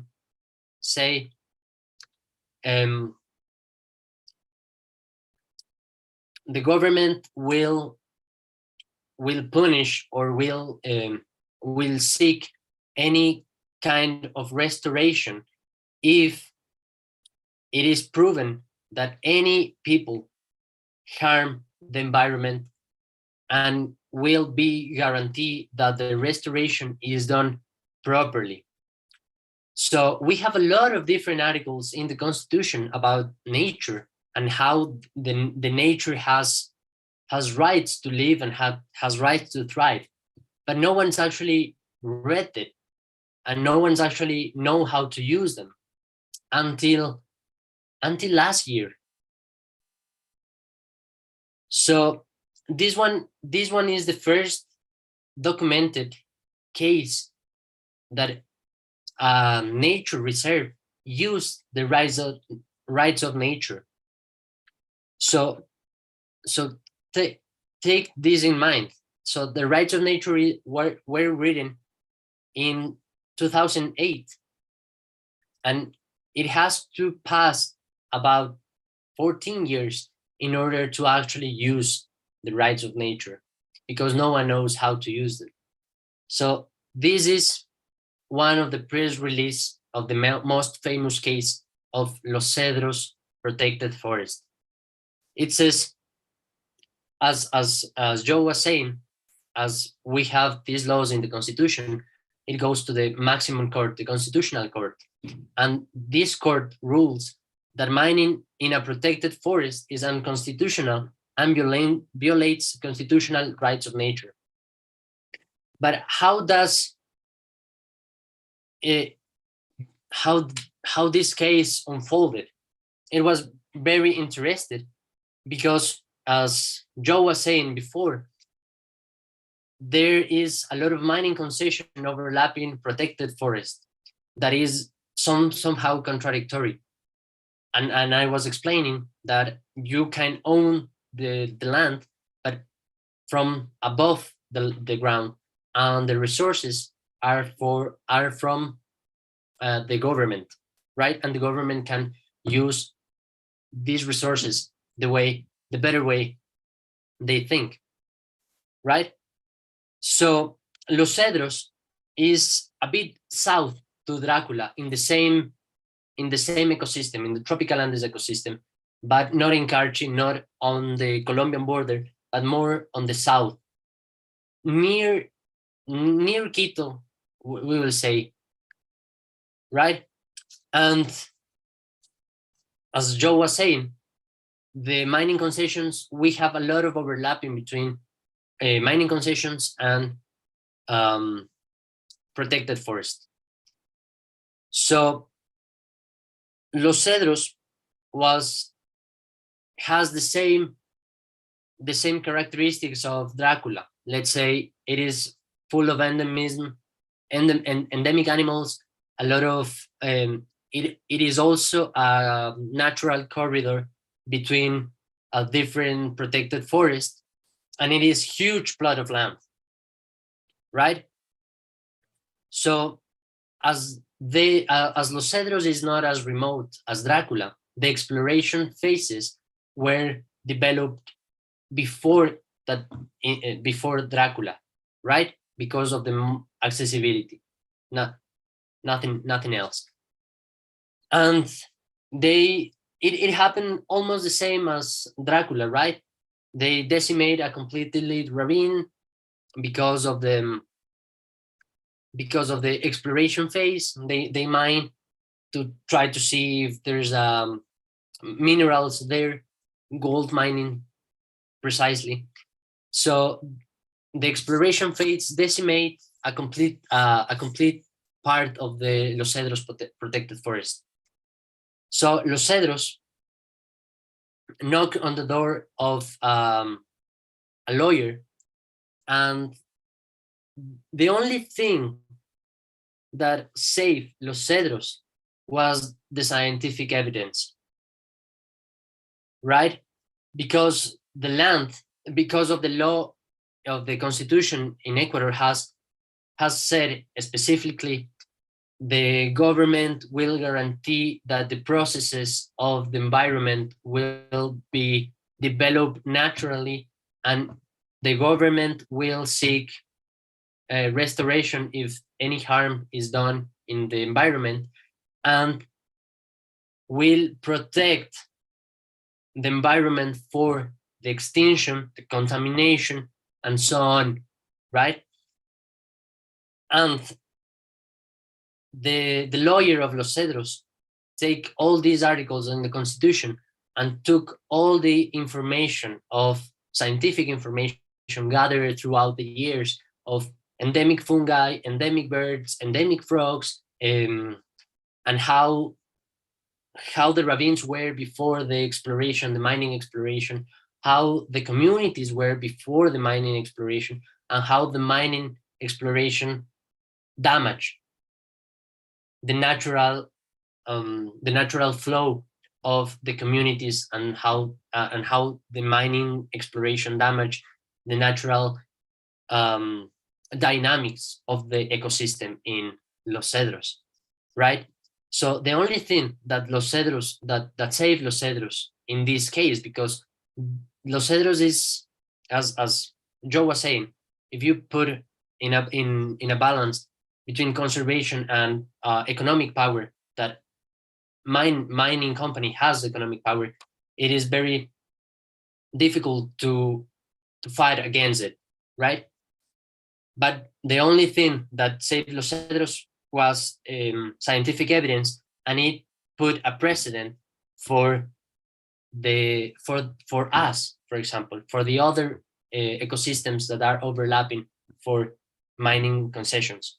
So we have a mission now of gather a lot of scientific information of flora and fauna in all the reserves that are overlapped with mining concessions, because if we don't know how was the natural dynamics of the environment before the mining, we cannot put evidence into the court of how the mining exploration is affecting the environment. So in this endeavor, there are a group of people creating a network of training the local park guards in order to gather this information, because Joe is in the UK, Lucy is in the UK, I'm in Quito, and it is logistically difficult to deploy scientists into the reserves 3 months in a row to gather all the information that it is needed for court defense, right? So it is wise to train people, local people, that is there, that is logistically easy, feasible to gather the information, the scientific information, to protect the land. So this is where science, local community, outreach, and local community indigenous involvement takes place, because if we don't have information, we cannot defend in the court. So what you're saying, Julio, is that it's not enough to prove that something has happened. There has to be an additional layer of proof that it has actually disrupted the preserved, or the biodiversity. So and all of this data that you're talking about is preventative data, isn't it? You know, it's for a possible future situation in which something has happened. So again, we're in this kind of situation where there are developments taking place, but nature is always, and any efforts to defend it is always on the back foot, right? And always having to work harder to protect something that it can't actually stop. You can't actually stop the bad thing happening. All that would happen is you prove that it's been disruptive, and there would be some process of returning things to the order. But as you've talked about, that's probably quite unlikely because of just how sensitively calibrated everything is. So when the damage is done, the damage is done. So whilst all of this is very good, damage is still a thing that everyone is preparing for, right? Right. I think. But you go first, Julio.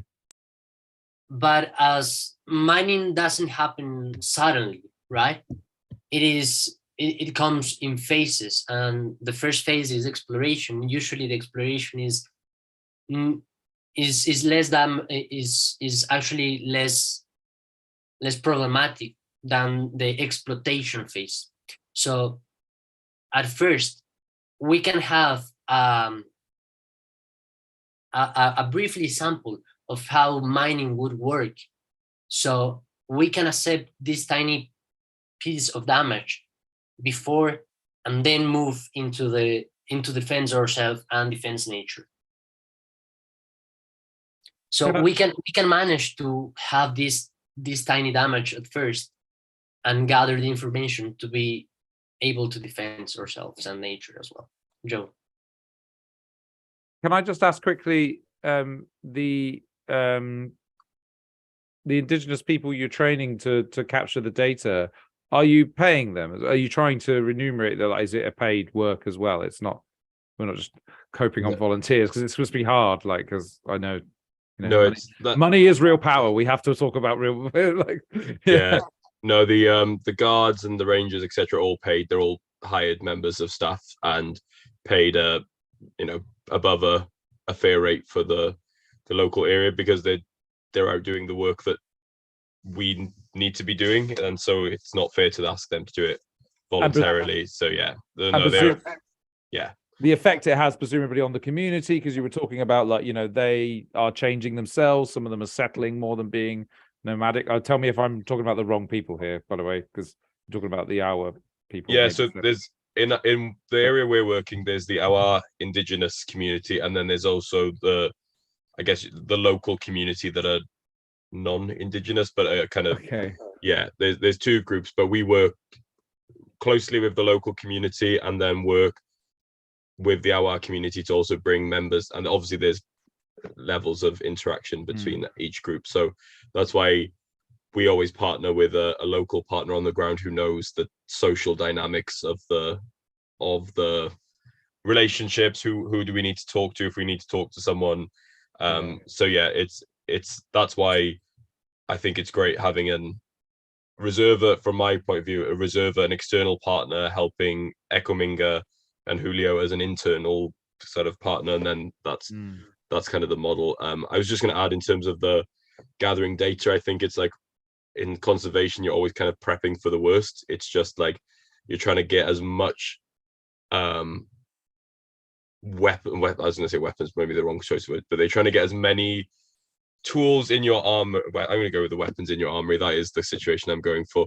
But because we're fighting a kind of uphill battle, we want to have as much information as possible to say this can't go ahead, because we know it's almost gathering data so ready for a fight, because it's always coming at the moment. And I hope that by 2050 that maybe things will have changed, that it's on a much more level playing field, and that any developments will have to have a serious environmental not just like a tick box, oh that's fine, but like that's what I'm hoping will be the situation. But yeah, we're literally gathering information.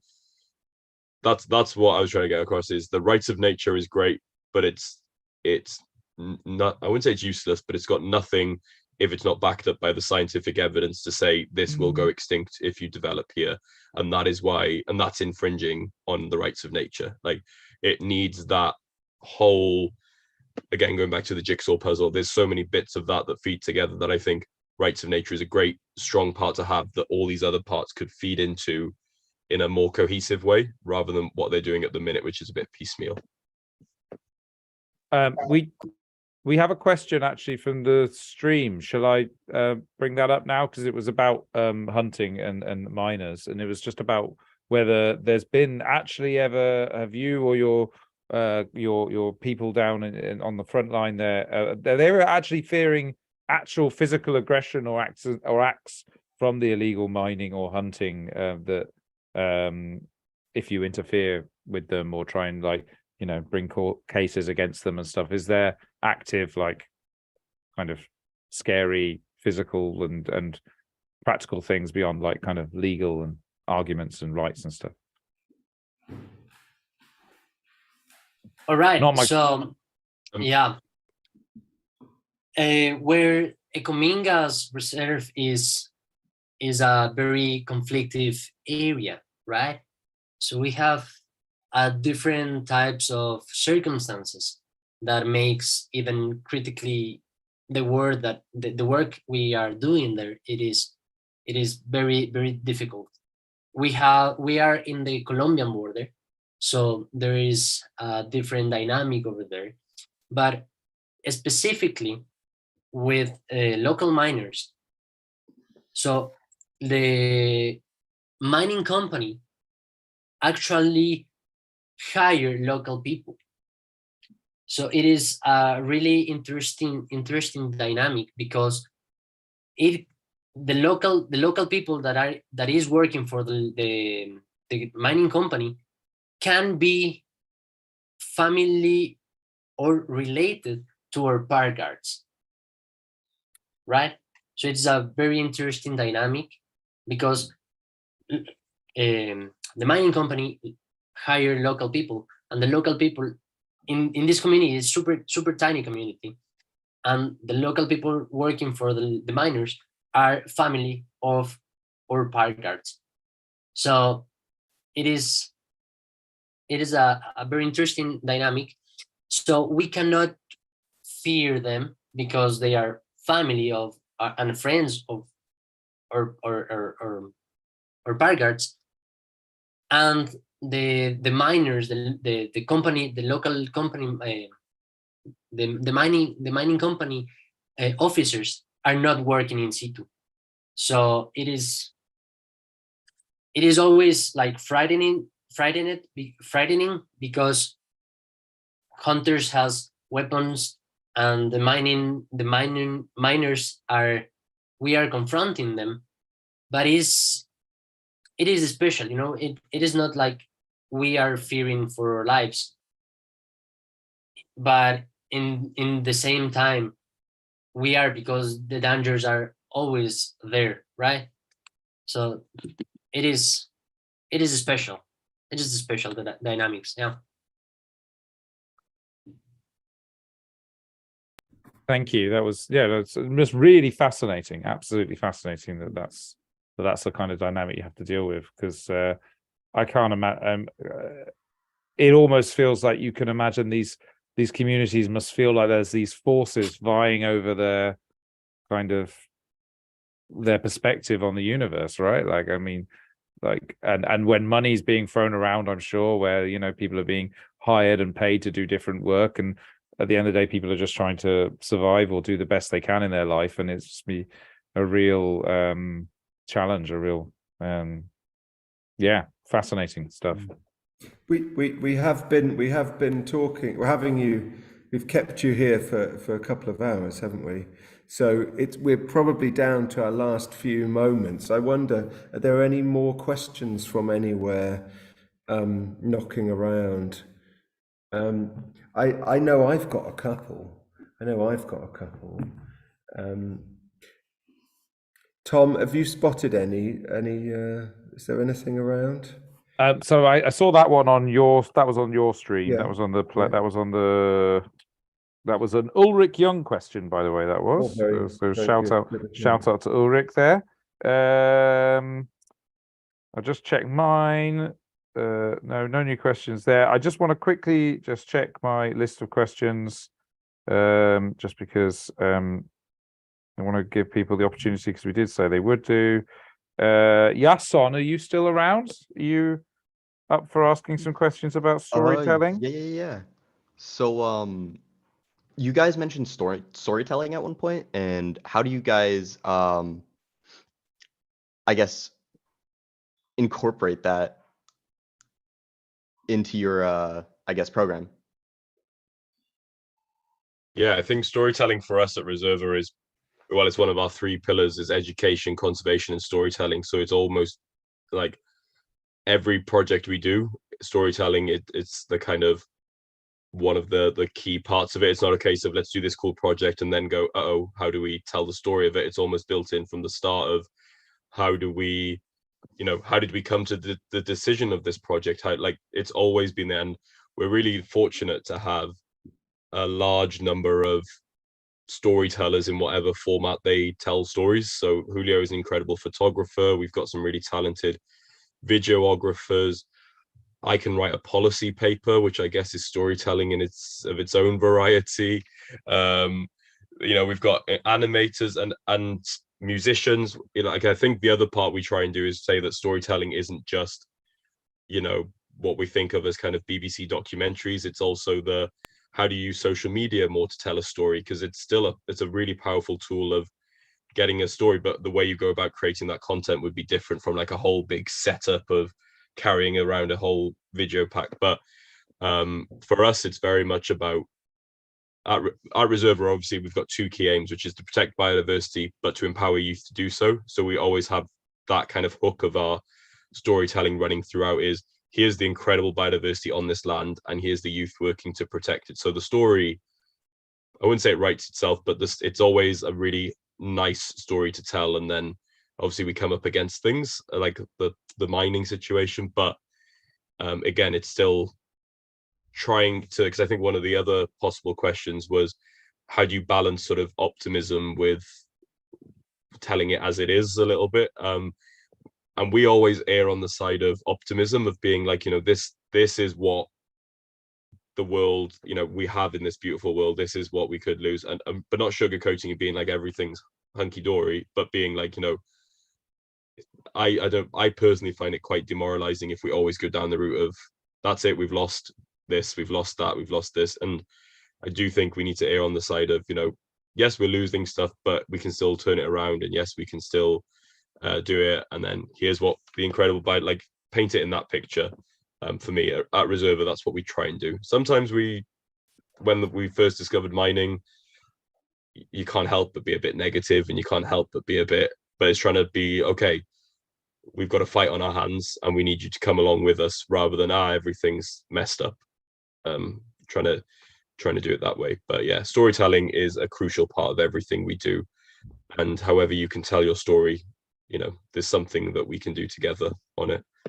Listening to you to talk today, and from our correspondence and conversations before, and looking at the project, the Reserva project, it seems like you've done a really good job of not trying to be overly perfect, that everything has to, everything should be every hair in place, if you like.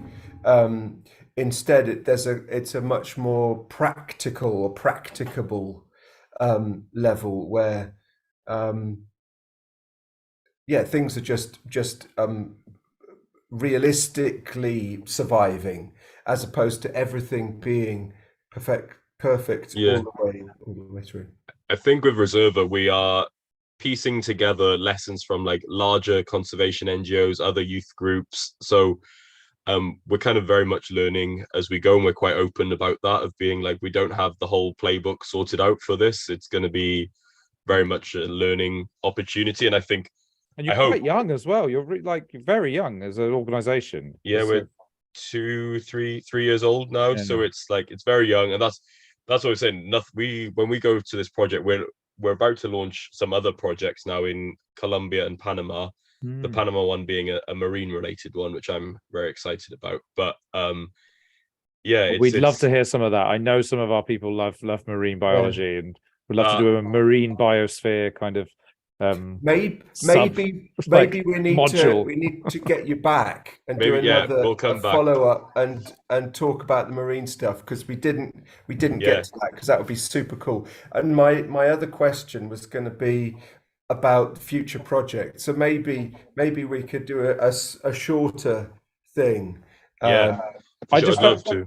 Yeah. Can I just give a chance for Alex and Cathil to ask questions, and Francie as well if they want to, just because I appreciate, and some of the stuff that we said that we were going to say has kind of been answered, but I don't know if you've got other questions you want to ask. Alex, you put your camera on.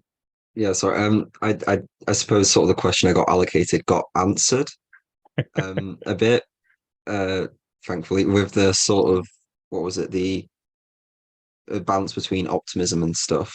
Yeah, I suppose I'm just sort of confirming that. And I sort of picked up, would you say that it's sort of you're sort of balancing the sort of emotions you portray when you portray what's happening, and what, like, the different thing, like, when you discovered the mining, you can't be like, woo, mining, anyway, let's fight this. But like, I suppose, yeah.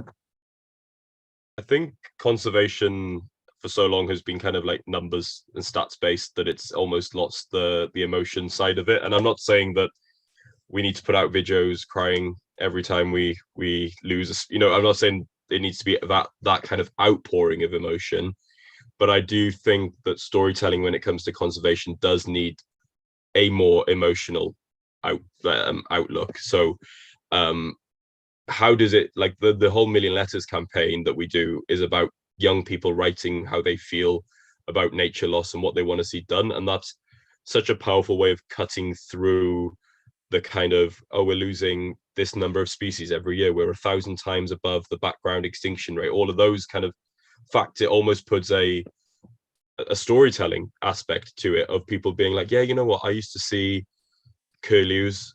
I'm thinking I used to see curlews down the estuary where I lived, and now I haven't seen any. And it's putting a story to it rather than just being like, we've lost 50,000 curlews this year or whatever the stats. I'm not sure about the stats exactly, but I do think we need that, and then always tailoring it with, I guess, finishing it off with a little bit of a call to action, like a little call to action. It doesn't need to be like, go sign this, go that. It's just like, but I know I can do something and find out. But yeah, there's been times where both Julio and I have just sat on Zoom calls and probably a little tear because something has happened and it comes out. But which also links to my other point about conservation being in community, never doing it inside like by yourself. Always have people that you can chat to, and I hope that the sort of gaming approach that you're going for will actually help build that sort of into it, of being like, there's some element of others in conservation, not just me. But yeah, Julio, I don't know if you've got anything to add on emotion, but that's my take on it anyway. I think one short thing I want to say is the supporting net we have, right? So even that Marco is an orchid guy, Andy is a fungi guy, Lucy is a moth, and everyone is a specialist in something. We at the end are young people that are in the middle of nowhere, wanting to do science or wanting to do conservation, and we spent a lot of days together that we are building trust in each other, and supporting each other is one of the most special things that we can say. Okay, we find mining, but I'm not alone, because we have this supporting net, and this is one of the most precious things that Reserva gave us, right? These supporting things that even if I at 20 something years old in Quito, I know we are 80 people working towards the same goal, and this is kind of a comforting sense of support, right? Like a group of player characters leaning on each other to be safe. And I think in life, finding people who have similar interests and speak the same kind of language and have the same kind of evolving worldviews as you is a really important thing, isn't it? Because you can use a kind of a shorthand, and you can give a little bit of information and they'll know exactly how you might be feeling about that, or as you've been talking about, there might be then a range of ideas for possible solutions, especially when you're all involved in a solution-based project. So yeah, I think that's absolutely brilliant. Cathal, last question, just because I want to make sure everyone's had a chance. if you wanted to ask your question, I mean, because or your own, if you've got your own perspective or statement or anything. Yeah. So you've mentioned storytelling as a large part of it. So this kind of links in with it. Since this is a youth-based organization and it kind of aims towards a lot of young people, I'm just going to read straight off the thing. how do you make it more consumable and easy to understand for people of all ages, including older people of a generation that might not understand this and might be didn't have it at our age back then, so they might not understand, and then the younger generation might not understand it, including our ages. So that links in with storytelling, I think. Yeah, that's a good one. That's a tricky one. I think for us at Reserve, our primary audience is to engage young people. So that's our primary objective. So it's very like kind of social media based. It's very video based. And but then when you're trying to explain that to older generations, both the actual conservation, but also the model that we use, I think it's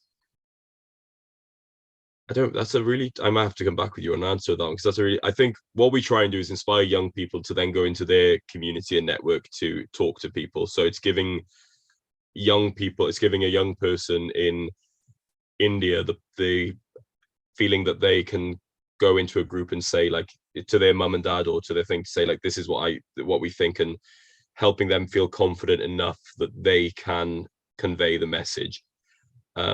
Just because trying to communicate, to a general audience is very difficult, and it's because it just needs different things. So if we target our audience really well, make them feel empowered, hopefully they can go to their networks and convey that message, I guess would be our simple answer on that one. But yeah, in terms of actual logistics, maybe Julio is media or someone else, but I'm not a comms person. But I guess that's our approach, is empower young people to convey the message themselves. Some of them are very young as well. Like you have 8-year-olds, eight up, isn't it? Yeah, our youngest at the moment, our youngest person who joined was 7, but he's now turned 8. So I think our youngest member is 8 years old, and we've got a really strong junior committee. And honestly, they come up with ideas that and questions that I think is both in a great way. It means that they're more aware of the current situation around the world, but it's also quite sad that people are so aware that we're losing this. But honestly, I'm lucky that I get to be one of the mentors, so I get to chat with them on a monthly basis and find out the projects they're working on. And I don't really need to simplify anything. They get it. They might need like a few explanations if I'm explaining about like the COP15, about like what specific legal things mean, but the actual content. But then I'd have to do that with anybody, because United Nations is not the most accessible place in the world, considering it should be for everybody. But in terms of the nature, the ecology side, they get it, they know it, and they're ready to do what they need to do. So yeah, they get that part. But yeah, that's it really.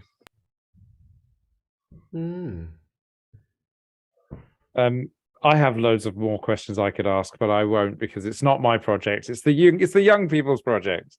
Maybe I'll have to. We'll have to ask them to come back. I have to ask you, Joe and Julio, to come back another time. And I'll say if there are more questions like immediately, like please feel free to email, or I think Julio's contact details. I'm more happy to join, on Instagram, anything like that. Please do reach out, because always happy to chat. I want to just flip the table one thing. Do you have any questions about our project, about what we're doing, or what for the young people particularly? I'm trying to think. I guess I do, but then a lot of it is because I've never been big into gaming, so I'm really intrigued to see how the sort of conservation element comes into it. And I just, I'm really intrigued as it sort of develops about hopefully some of the ideas that we said here, like rights of nature. I'd love to see it brought in, like how that could even factor into it. I have zero clue how it could factor into it, but like I'd love to see it, and I'd love to see people. But I would love to stay in touch, Barney, over time, and just as it develops, like get back involved. I mean, from our side, the fact that storytelling is important for you is obviously a big kind of motivator for us as well. It really fits very well with us and the Biosphere Guardians project. And as we talked about before, it'd be great to play a game or two with you both, and maybe some other folks. So our young people here, our GMs, our great game masters, could maybe give you, give you a quick, or not so quick, a good go round the biospheres, and We could have a whole expert group. We could get Paul Allen from CAT as well, from the Centre for Alternative Technology. Get him there. We can have Joe and Julio and some other people. So yeah, that would be interesting. Let's do it. Let's do it. Brilliant. Thank you so much. Shall we call it a day for today? Yeah. Thank you for everyone who's been listening, everyone who's piped up with questions. So thanks to the young people involved in the project. Tom, thanks for your tech support, and Joe and Julio, thank you both so much. That was absolutely fascinating. Thank you so much for having us. Really appreciate it as well. Yeah, thank you everyone for having us, for listening to us, and to be interested in this tiny piece of land in this remote place called. I mean, it's fascinating. We'd love it to be 20 times bigger in our future. That's what we want. We want, the size of Wales. All right. Okay. Yeah. All the best. All the best. Bye. Bye. Bye-bye. All right, I've stopped broadcasting. Well, there we go. All right. Yeah, I think we're still